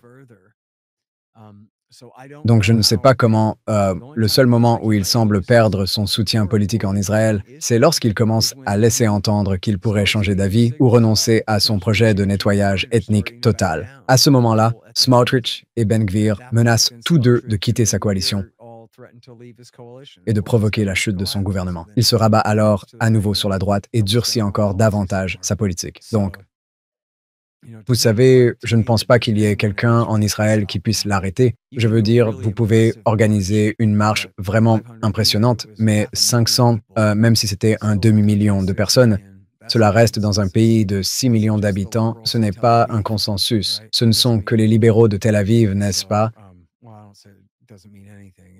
Cela ne veut rien dire. Et donc, je ne dis pas que cela ne signifie rien. Cela montre bien qu'il n'y a pas de consensus universel là-bas, mais je dis simplement que cela ne suffit pas pour l'arrêter. Et Donald Trump est complètement compromis sur cette question pour des raisons qui ne sont pas tout à fait claires. Mais vous savez, il semble avoir été complètement acheté et payé pour tout cela. Et cela menace vraiment sa coalition. Vous savez, les démocrates laisseront leurs dirigeants s'en tirer à bon compte, mais certaines personnes ont vraiment l'impression qu'on leur avait promis autre chose. Et c'est là un comportement typique de George W. Bush. C'est un comportement typique de Joe Biden. Comment peut-on tolérer que Donald Trump agisse ainsi? Les gens le pensent vraiment, et ils commencent à s'exprimer de plus en plus à ce sujet. Et plus les conservateurs et les partisans de la droite s'élèvent contre cela, moins le fait qu'un groupe de hippies et d'étudiants s'y oppose a de l'importance, parce que si ce n'est qu'un groupe de hippies et d'étudiants qui s'y opposent, alors les conservateurs ne veulent pas être associés à ce genre de gens. Je ne sais pas si vous avez du patchouli là-bas, cette odeur très forte et un peu bizarre que tous les hippies mettent. Personne ne veut sentir le patchouli, vous voyez ce que je veux dire? Mais le fait est que, attendez, si la moitié des républicains sont contre ce que fait Israël et sympathisent davantage avec les Palestiniens, alors tout ce que vous avez à faire, c'est de sympathiser avec l'autre moitié des républicains. Mec, tu n'as pas besoin de bouger d'un pouce vers la gauche. Tu n'as pas besoin de sentir la moindre odeur de patchouli et encore moins de t'en mettre sur toi. Vous pourriez simplement faire comme tous vos amis républicains qui sont déjà en train de changer d'avis. Et je pense que cela arrive de plus en plus souvent parce que ce que font les Israéliens est tout simplement scandaleux. C'est impossible à regarder. C'est tout simplement la chose la plus répugnante au monde. Et il y a, vous savez, si vous y réfléchissez, je ne sais pas si vous en avez entendu parler en France, mais ils mènent une énorme campagne de propagande contre la façon dont les Chinois traitent les Ouïghours, les musulmans de la province de Xinjiang, à l'extrême ouest de la Chine. Et ils sont opprimés, mais devinez quoi? Tout le monde est opprimé en Chine. C'est une dictature communiste à parti unique. À quoi vous vous attendiez? Mais les histoires horribles qu'ils inventent sur ce qui se passerait au Xinjiang pour faire croire à un génocide. Et puis vous regardez ce qui arrive au peuple palestinien et vous vous dites, allez mec, je veux voir des photos. Je veux voir des preuves tangibles que des dizaines et des dizaines et des dizaines de milliers de Ouïghours ont été massacrés avant d'être prêts à écouter un seul mot de plus de cette propagande contre eux, alors que cela se passe sous nos yeux tous les jours. Impossible à nier.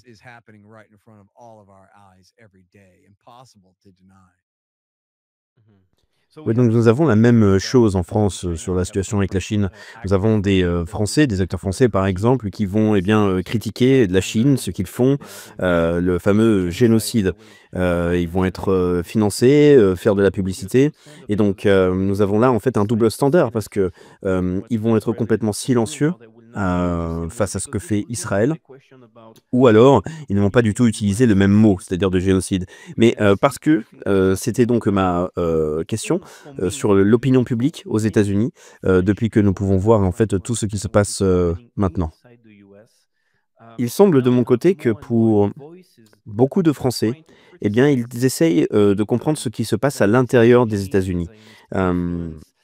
Qu'il y a maintenant, on peut observer de plus en plus de voix qui essayent de critiquer le régime sioniste et l'influence sioniste. Parce qu'il faut savoir qu'en France, c'est extrêmement difficile de parler du sionisme parce qu'à chaque fois que vous allez essayer, eh bien, vous allez subir du chantage. Où vous allez, on va vous dire, eh bien, vous êtes juste un antisémite parce que vous essayez de critiquer Israël. Et c'est quelque chose qui marche, qui est vraiment très fort.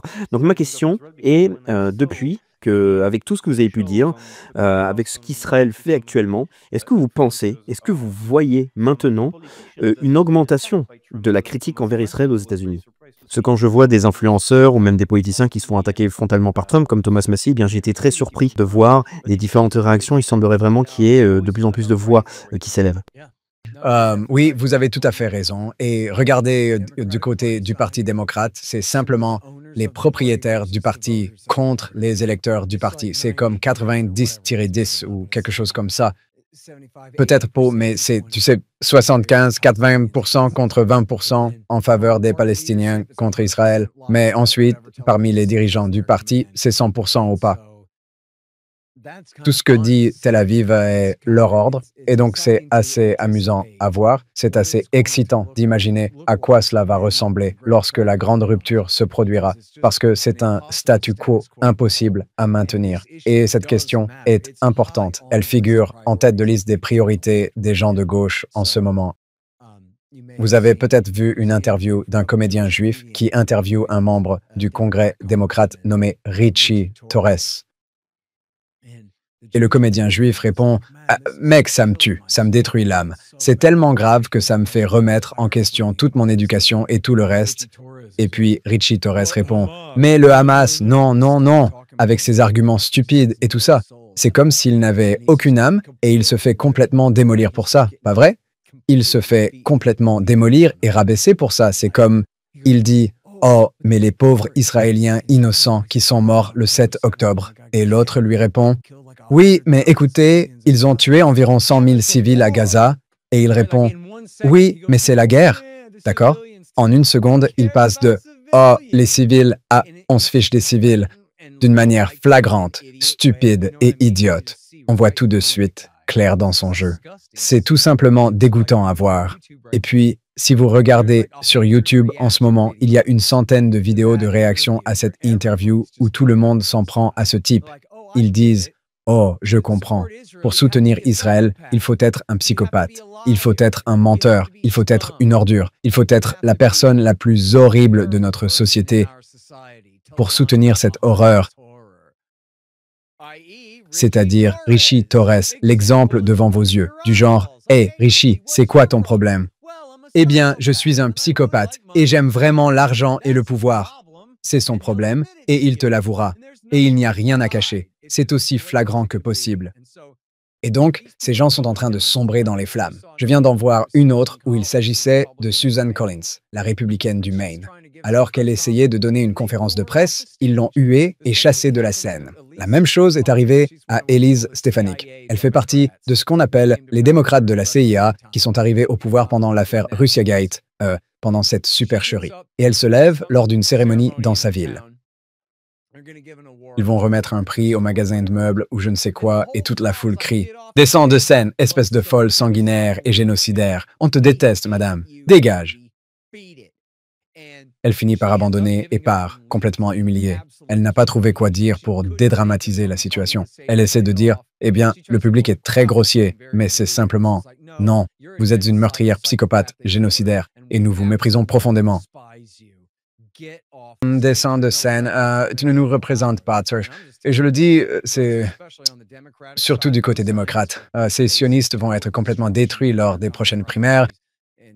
Et je sais que le lobby va tout faire pour truquer le jeu et s'assurer qu'il y ait 6 sionistes contre chaque anti, mais je pense qu'ils sont dans de beaux draps à gauche.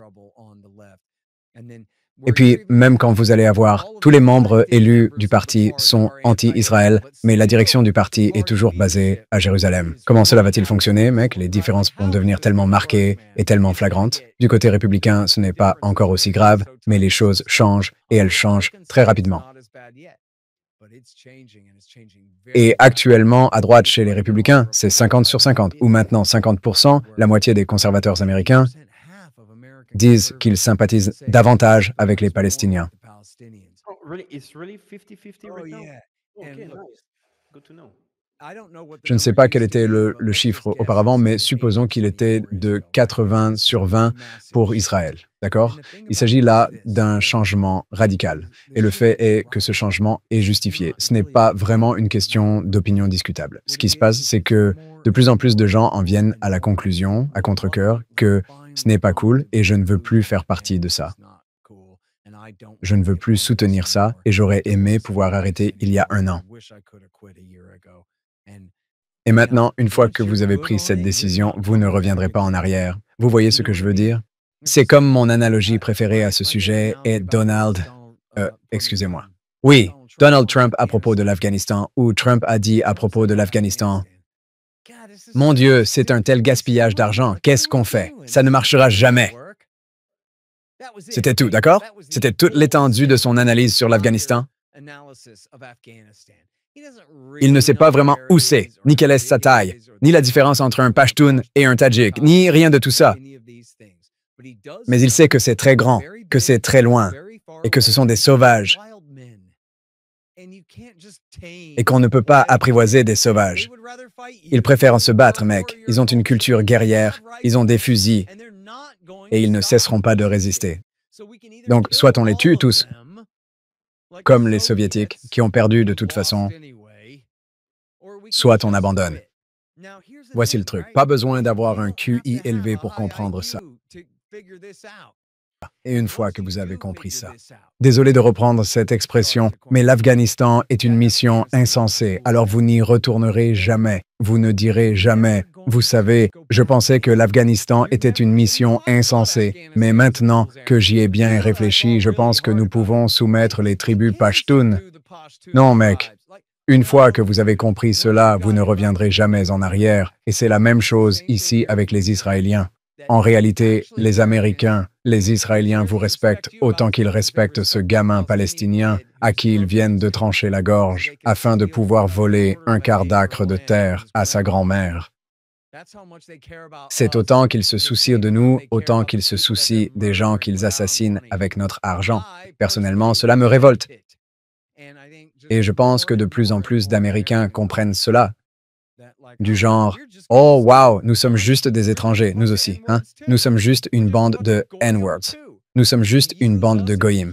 Vous pouvez nous utiliser et nous maltraiter, nous mentir pour nous envoyer à la guerre et nous traiter comme les Palestiniens dont vous voulez voler la terre. Eh bien, allez vous faire foutre, mec. Je n'ai pas besoin d'amis comme ça. Et une fois que vous avez compris cela, vous ne reviendrez jamais en arrière. Vous ne croirez jamais « Oh oui, non, en fait, je déteste davantage le Hezbollah, même si c'est Al-Qaïda qui a détruit mes tours, pas le Hezbollah. » Non, tu ne vas pas te tromper une fois que tu as compris. Et je pense, c'est tout, mec. Ils sont sur une pente descendante maintenant. Les Américains en ont marre. Et je vais te raconter rapidement une petite anecdote.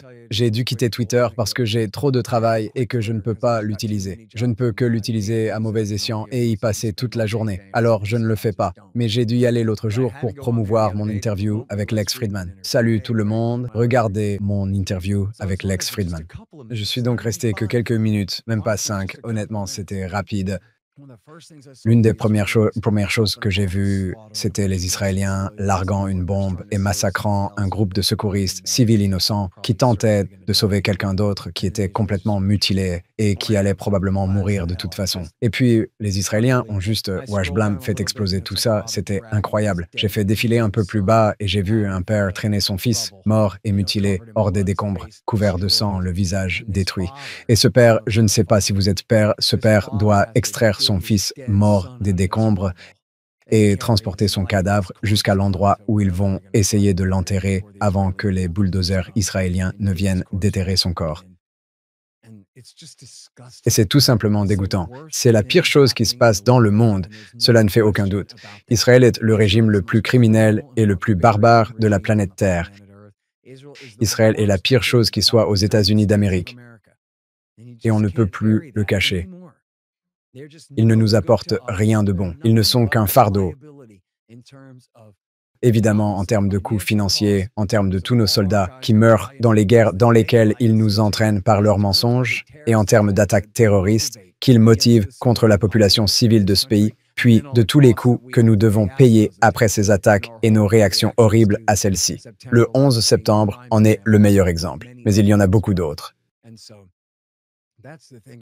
Et c'est exactement comme ça, tout comme avec l'Afghanistan. Une fois que vous comprenez qu'Israël ne fait que du mal et n'apporte rien de bon, que nous ne retirons absolument rien d'autre que des souffrances de cette équation, et que vous vous souvenez de ce que George Washington a dit à propos des attachements passionnés à des nations étrangères et qu'il vaut mieux ne jamais les créer car vous le regretterez toujours, vous comprenez que ce n'est tout simplement pas la manière américaine. Et votre ministre qui a dit cela, il ne sait rien. Je pense que de plus en plus de gens, en particulier dans les églises protestantes, se sont entendus dire « Oh, c'est le millénaire, c'est le tournant du millénaire et c'est l'effet odomètre. » Vous savez, quand le compteur kilométrique de votre voiture passe à 100 000, vous dites « Hey Jimmy, regarde, il passe à 100 000. Oh, c'est tellement excitant. » Et puis « Oh, les guerres au Moyen-Orient, vous comprenez?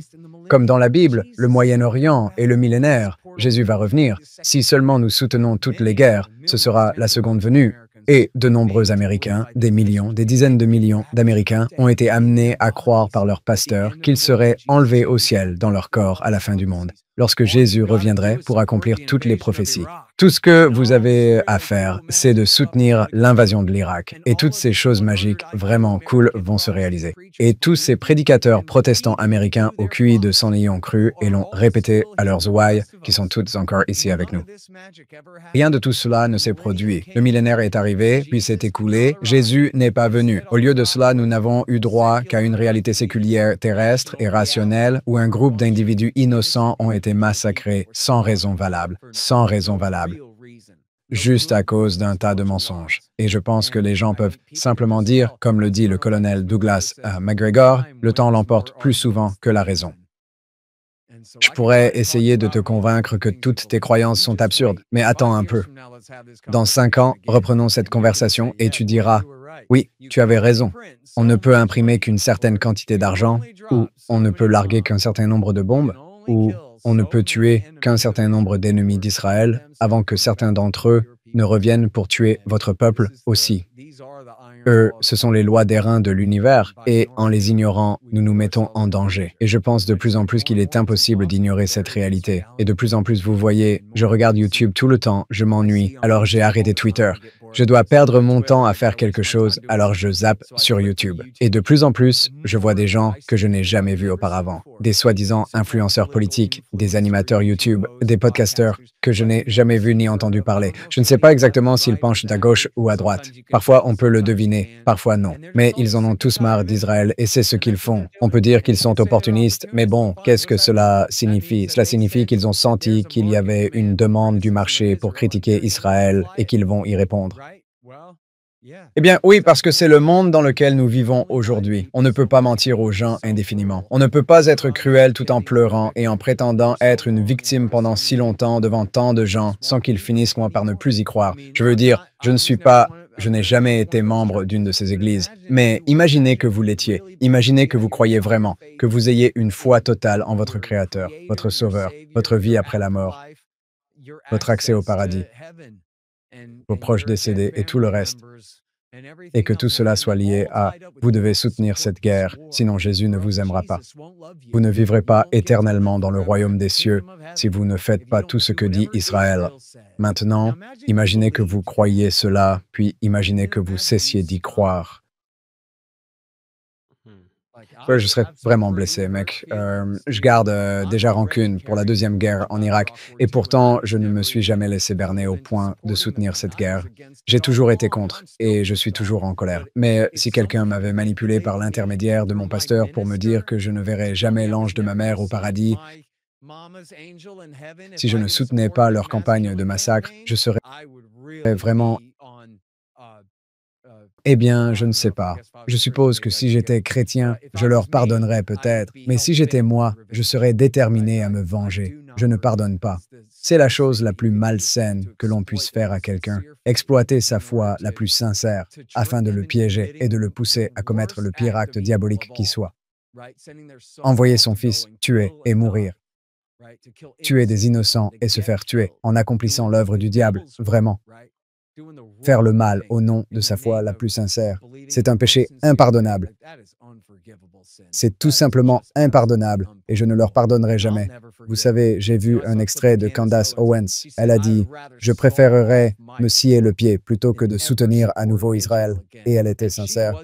Et laissez-moi vous dire qu'elle ne reviendra pas non plus. Vous savez, on ne peut pas pousser les gens trop loin. Je nourris cette rancœur depuis 25 ans et il y a de plus en plus de gens qui ne s'en remettront jamais. Ils ne s'en remettront jamais, surtout ceux à qui on a menti pour leur faire croire ça et qui ont ensuite dû apprendre à leurs dépens que « Oh mec, je pensais être du côté des anges pendant tout ce temps, mais en fait, non, c'était juste le diable drapé de blanc. » Tu vois ce que je veux dire? Je ne peux que être d'accord avec vous et je vous remercie d'ailleurs pour avoir dit tout ça. Je suis certain que notre audience sera d'accord avec vous. C'est ce qu'on appelle du bon sens maintenant, je pense. Donc vous parliez de l'opinion publique et même de politiciens qui sont en train de changer de vue. La définition de l'état profond, c'est que cet état profond ne s'inquiète pas vraiment, ne s'intéresse pas vraiment à l'opinion politique ou même aux politiciens parce que c'est une forme différente de pouvoir. Il semble que le mouvement MAGA est extrêmement énervé sur des sujets spécifiques et même des points spécifiques comment l'administration Trump gère ces problèmes. On peut parler par exemple de l'affaire Epstein. Et lorsque l'on parle du sionisme, du pouvoir en Israël et de son influence, qui est toujours là. Parce qu'il semble que Trump ne peut pas faire tout ce qu'il veut, ou alors a même fait pire que prévu sur les dossiers Epstein. Et on peut voir maintenant que l'opinion publique, encore une fois, est toujours en train de chercher des réponses. Et répondent même au poste de Kash Patel. À chaque fois qu'il dit quelque chose ou qu'il parle au nom du FBI, ils sont toujours en train de dire ok, d'accord, très bien, mais qu'en est-il des dossiers Epstein? Et maintenant, nous avons même Ghislaine Maxwell qui apparemment essaye de négocier une forme de liberté avec Trump, ou en tout cas une certaine sécurité qu'elle pourrait avoir avant son procès.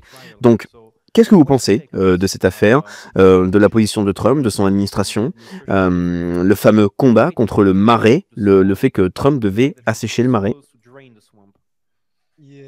Oui, alors, je veux dire que tout cela relevait surtout du mythe. Trump n'a pas vraiment d'idéologie, il a des ennemis, c'est un fait. Il a des gens qui le louent et d'autres qui le critiquent. Et puis, il a ses programmes, mais il peut changer d'avis très rapidement. Et je pense que la solution à toute l'affaire Epstein réside simplement dans un journalisme de qualité. Le fait est que même si ce type travaillait pour la division du contre-espionnage du FBI, piégeant des gens ou quelque chose comme ça, à aucun moment, je ne crois, en tout cas à notre connaissance, que les patrons du FBI aient jamais ordonné à leurs hommes d'enquêter sur ce type et de rédiger des rapports sur tout ce qu'ils savaient à son sujet. Vous voyez? Je doute donc sincèrement qu'il existe des rapports de ce type à révéler. Qui étaient tous ces riches snobs qui se rendaient sur cette île et que faisaient-ils là-bas?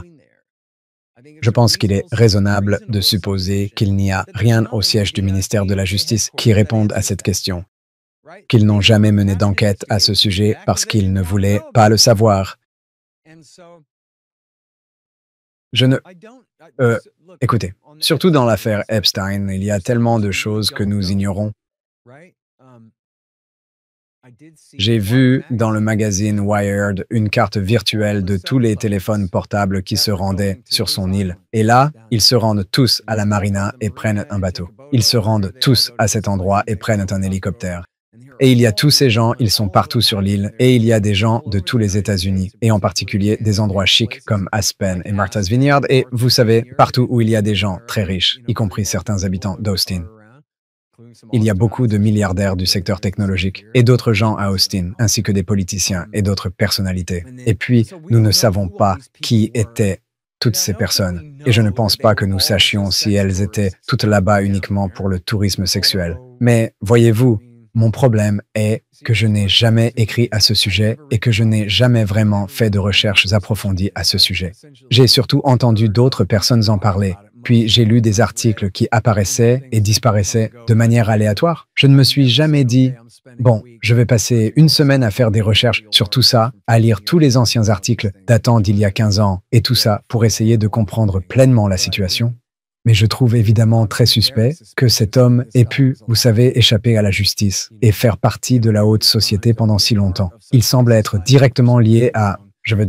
nous savons qu'il est directement lié à Leslie Wexner, qui faisait partie du méga groupe de donateurs pour Israël. Donc c'est, vous savez, un lien très important. Mais en ce qui concerne Trump et son ministère de la Justice, ce qu'ils font à ce sujet, etc., je ne sais pas. Je suppose que je m'attends à ce qu'ils se contentent, vous savez, de faire de la poudre aux yeux ou de débiter un tas de conneries. Encore une fois, je parie qu'ils n'ont pas grand-chose de plus que ça. Publier les transcriptions du grand jury, d'accord. Mais qu'y aura-t-il là-dedans que nous ne savons pas déjà? Pensez-vous que le procureur disait « Et quels autres banquiers célèbres et puissants et leurs frères étaient présents ?» Vous voyez ce que je veux dire?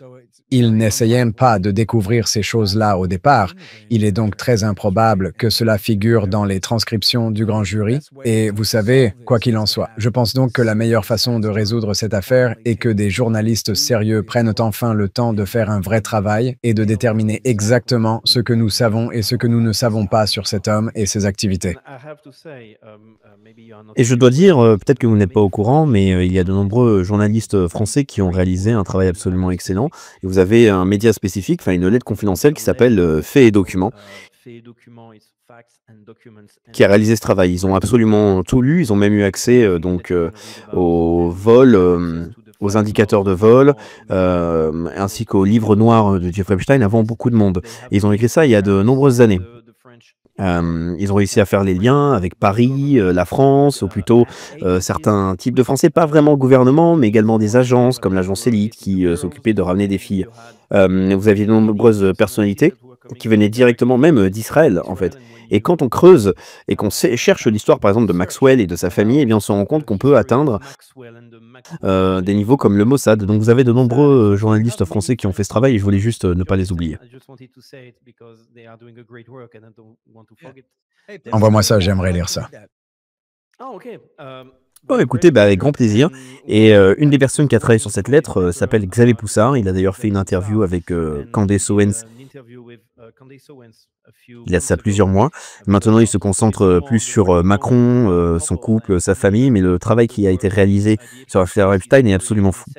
La quantité de travail est vraiment importante.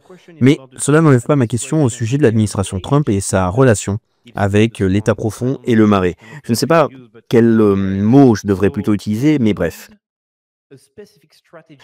Donc ils ont utilisé une stratégie spécifique pour changer l'affaire. Au début, ils ont parlé de l'affaire Epstein. Ensuite, c'est devenu une arnaque. Et cette arnaque est enfin devenue le clan Obama a tout organisé. Donc, c'était une arnaque organisée par les démocrates. Et ensuite, Tulsi Gabbard arrive pour attaquer Barack Obama et les autres démocrates. Donc, voici ma question. Parce que c'était très intéressant lorsque vous parliez de Trump sur le fait qu'il n'a pas vraiment d'idéologie, mais simplement des ennemis à combattre. Donc, est-ce qu'il combat uniquement ses ennemis politiques ou alors, quand on voit ce genre d'action, on peut dire qu'il combat quelque part le marais? Oh, non, il ne vit de rien du tout, mec. Écoute, il devait être méchant pour gagner, non? Quand il s'est présenté, il était opposé à un Bush, puis à une Clinton. Et donc, pour gagner, il a dû se montrer agressif. On est d'accord? Il a dû se montrer impitoyable et leur botter les fesses. On s'en souvient? C'est ce qu'il fallait pour gagner. Il n'avait jamais été gouverneur. Il n'avait jamais été sénateur. C'est un animateur de télévision. Il est extrêmement célèbre et riche. Mais pour gagner, il a fallu se battre. Et le problème, c'est qu'il a vraiment blessé leurs sentiments. Tu vois, il a annoncé à toute l'Amérique que tous ceux qui étaient au pouvoir depuis tout ce temps étaient complètement incompétents, complètement idiots. Ils ont tout ruiné. Ils ont ruiné toutes les guerres. Ils ont ruiné l'économie. Ils ont ruiné l'immigration. Ils ont tout ruiné. Il a donc déclaré: renversons-les et mettons-moi à leur place, afin de se présenter comme une alternative à l'ensemble de l'establishment.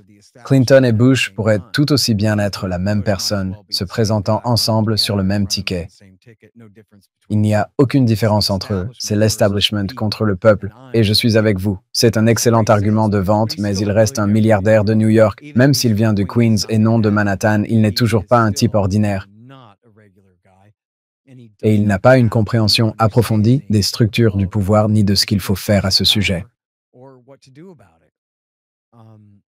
Vous savez, il est un président beaucoup plus puissant cette fois-ci que lors de son premier mandat, c'est certain. Il est arrivé avec un véritable mandat cette fois-ci et avec une équipe qui lui est au moins loyale, contrairement à la dernière fois où il était entouré d'ennemis pendant 4 ans. Mais les moyens, les connaissances, les compétences et l'habileté nécessaires pour exercer ce pouvoir à Washington afin d'atteindre des objectifs majeurs tels que assécher le marais. Je veux dire, cela signifie essentiellement abolir l'État sécuritaire, mais pas seulement. Cela signifie limiter sévèrement le pouvoir des banques, des grandes entreprises pharmaceutiques, des grandes entreprises agricoles, de la Silicon Valley, vous comprenez? De toutes les grandes factions et industries puissantes, sans oublier les Israéliens, ces lobbies massifs qui ont parfois des milliards, des centaines de milliards de dollars en jeu chaque année. Et donc, si vous voulez vous débarrasser de tout cela, vous parlez simplement de réduire le budget à néant. Vous parlez essentiellement de mettre fin à l'empire dans son ensemble. Si vous conservez la sécurité sociale, Medicare et Medicaid, juste pour les besoins de l'argumentation, cela signifierait réduire toutes les autres dépenses discrétionnaires, abolir le ministère de l'Énergie, le ministère du Commerce, le ministère de l'Éducation, tous les ministères de la surface de la Terre, les abolir complètement. Et cela signifierait probablement renier la dette nationale et dire simplement « nous ne la rembourserons jamais, recommençons à zéro », alors que nous payons plus d'1 milliard de dollars par an rien qu'en intérêts sur la dette nationale de 37 milliards de dollars. C'est la plus grande partie du budget. Ce ne sont que les intérêts sur la dette. Je veux dire, pour moi, c'est suffisant pour une révolution aujourd'hui. Je ne peux pas le supporter. C'est tout simplement un crime absolu contre le peuple américain. C'est impardonnable.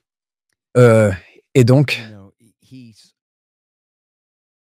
vous savez, il a dû jouer le rôle d'une sorte de grand sauveur venu vous délivrer de tous ces problèmes, mais en réalité, il est très limité. Il n'a qu'un pouvoir et un temps limité.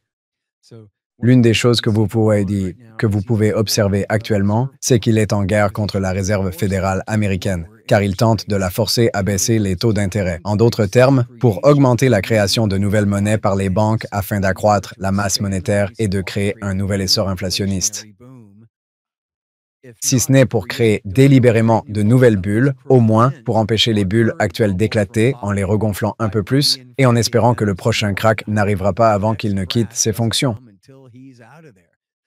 Mais le problème, c'est que lorsque vous utilisez la force gouvernementale pour maintenir les taux d'intérêt à un niveau artificiellement bas, vous provoquez des distorsions majeures dans l'économie dont nous devrons payer le prix plus tard, comme nous l'avons tous vu avec le crack de 2008, qui était le résultat de la politique pratiquement identique menée par W. Bush. Obama a également créé une bulle géante qui devait éclater, mais les gouverneurs ont alors confiné tous les États au nom du COVID, ce qui revenait essentiellement à faire éclater la bulle, et ont liquidé toutes les créances irrécouvrables et détruit toutes les entreprises marginales pendant ces confinements. Cela équivalait à augmenter les taux d'intérêt et à provoquer une récession. Et ensuite, qu'ont-ils fait? Ils ont imprimé encore plus d'argent. Ils ont augmenté la masse monétaire d'un tiers et créé un énorme boom inflationniste. Et c'est celui que Trump essaie de maintenir actuellement. Il est terrifié à l'idée que cela s'effondre avant les élections de mi-mandat ou avant les prochaines élections. Et donc, il est prêt. Écoutez, ce type est dans l'immobilier. Il sait que les taux d'intérêt artificiellement bas sont mauvais, mais il sait aussi qu'ils sont bons pour lui en ce moment. Et donc, il les veut. Et il veut que ça reste comme ça. Vous voyez donc ce que je veux dire quand je dis que si vous vouliez vraiment assainir le marécage et restaurer la République américaine, vous devriez accepter que, oui, ils vous tireront probablement une balle dans la tête avant que vous ayez terminé. Vous devriez accepter que vous déclarez essentiellement la guerre à tous les lobbies puissants d'Amérique et leur dites qu'aucun d'entre eux ne bénéficiera plus de ces privilèges spéciaux.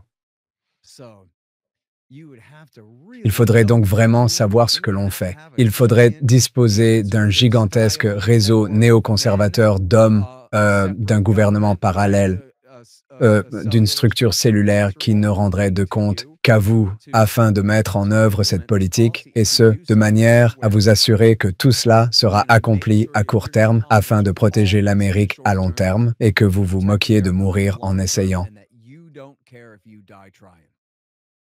Et vous vous moquez que votre parti politique soit balayé et remplacé par le parti de l'État-providence la prochaine fois, car vous savez que c'est ce qu'il faut faire pour tenter de sauver le pays de la voie sur laquelle il s'est engagé. Et Donald Trump, je suis désolé, mais il n'est tout simplement pas assez profond et pas assez honnête pour être cet homme pour nous. Il ne l'est tout simplement pas.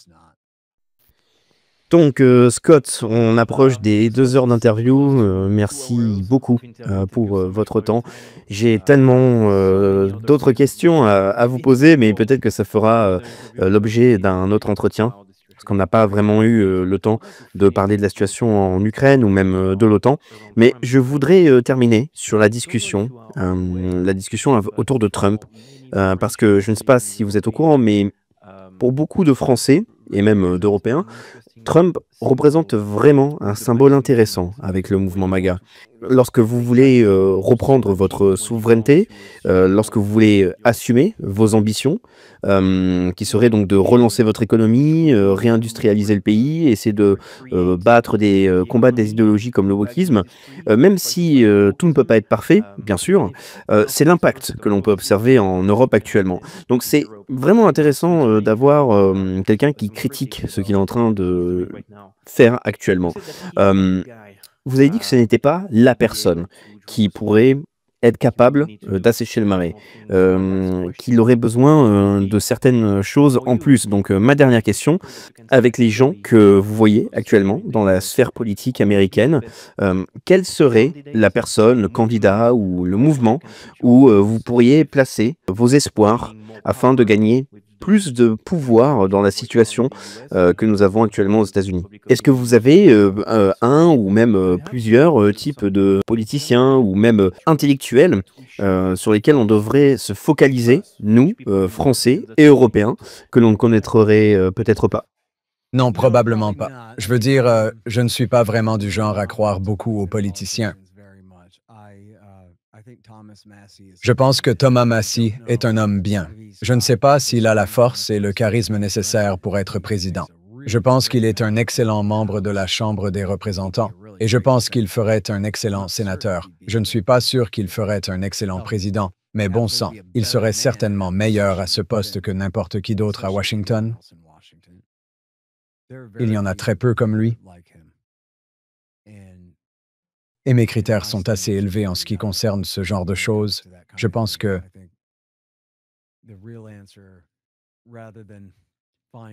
la vraie réponse, plutôt que de trouver un ou deux champions à soutenir alors que nous en avons si peu, est, du moins en ce qui me concerne, d'essayer de me concentrer sur l'éducation du public et de créer un consensus parmi la population de ce pays pour lui faire comprendre que c'est ce que nous voulons et que nous n'accepterons plus rien de moins ni autre chose. Soit nous voulons que cela soit fait, soit nous voulons que cela cesse, et maintenant, pas plus tard. Et finalement, comme l'a dit Ron Paul, même en Union soviétique, et les gens en ont finalement eu assez et ont refusé de coopérer davantage. Tout s'est arrêté et s'est effondré. On pourrait même dire que même aux États-Unis, où le peuple n'a absolument rien à dire, ce n'est en réalité pas vrai. Si nous parvenons à établir un consensus sur ce à quoi nous nous opposons et ce à quoi nous voulons mettre fin, si nous pouvons établir des priorités et nous mettre d'accord sur ce qui est vraiment important, dans cet ordre-là, alors nous pouvons arriver à nos fins. Et, en fin de compte, ils doivent faire ce que nous disons. C'est juste que nous devons nous organiser en nombre suffisant pour vraiment faire avancer les choses. Et donc, ça va être difficile. Comme nous en avons parlé, le lobby a une véritable emprise sur les deux partis politiques. Mais d'une certaine manière, c'est ce qui rend les choses intéressantes, non? Plus on en arrive à une situation où c'est simplement le peuple contre ses dirigeants, plus la contradiction est flagrante. Ils prétendent travailler pour nous, mais ils sont clairement tous à la solde de cette nation étrangère. Et ils ont apparemment tellement de mépris pour nous qu'ils sont prêts à tout pour cette nation étrangère. Peu importe à quel point nous désapprouvons tous le reste. Et à ce stade, un changement s'annonce. Vous ne pouvez pas, ils ne peuvent pas continuer à forcer les gens à accepter ce qu'ils détestent à long terme. Et donc, je pense que, comme pour tout, il y a toujours un côté positif. Netanyahou nous a rendu service en montrant au monde entier à quel point lui-même et son régime sont méprisables, cruels, meurtriers et ouvertement malveillants, et à quel point ils ne représentent qu'un danger pour nous, pour nos amis européens, pour les populations civiles de nos pays et pour tous les autres. C'est vrai, c'est nul, mais la réalité est qu'en réaction à toute cette horreur, Les gens se rallient à notre cause et les choses commencent à changer. Vous savez, nous ne contrôlons pas le pouvoir, mais nous monopolisons de plus en plus le discours. Comme l'a dit Dave Smith lors de son passage chez Joe Rogan, le débat est clos. Plus personne n'est du côté d'Israël à part une poignée de mercenaires et de complices rémunérés. Et quand il s'agit de débats littéraux, Dave Smith mène, on peut dire, 45-0. Il s'attaque au pire. Vous savez, il s'est attaqué au meilleur ami du fils de Netanyahou, Josh Hammer, de Newsweek, et l'a détruit à 2 reprises. Qui d'autre avez-vous? Vous savez, il s'est opposé à Laura Loomer, Dennis Prager et tous les plus grands néoconservateurs. Bien sûr, Ben Shapiro, le petit garçon efféminé, a peur de débattre avec qui que ce soit à ce sujet. Mais tous ceux qui sont prêts à débattre se font démolir, ils se font complètement détruire. Et donc, je dirais, libérez votre esprit et votre cul suivra. Vous voyez, c'est en train de se produire. L'effet sera retardé, mais il viendra. Le changement arrive. Merci beaucoup. Est-ce que vous auriez un dernier message ou conseil pour notre public français? Oui, je dirais qu'il faut quitter l'OTAN. Il faut lutter contre la domination américaine en Europe, mais sans pour autant entrer en conflit avec l'Allemagne. Vous pouvez trouver une solution ensemble. On n'a pas besoin de toujours se faire la guerre pour dominer le continent européen. C'est l'histoire des derniers millénaires. Essayons de nous entendre, même sans les Yankees, pour vous tenir en respect. Je ne pense pas que ce soit trop demandé, les Français. Vous pouvez le faire. Eh bien, vraiment, merci beaucoup encore une fois, Scott Horton, pour cette participation. J'espère que nous aurons l'occasion à nouveau de pouvoir échanger sur cette chaîne. Alors, comme je l'ai dit, pour le public, vous avez l'ouvrage que vous pouvez voir juste derrière. Provoked, il faut lire ce livre, même si vous avez du mal avec l'anglais. D'ailleurs, j'espère que vous avez survécu à mon accent français, mais en tout cas, plus sérieusement, vous avez plus de 2000 pages, même si on inclut les notes. C'est un travail qui est énorme, absolument fascinant. Merci encore et j'espère que je vous reverrai très bientôt. Merci beaucoup de m'avoir invité, je vous en suis très reconnaissant.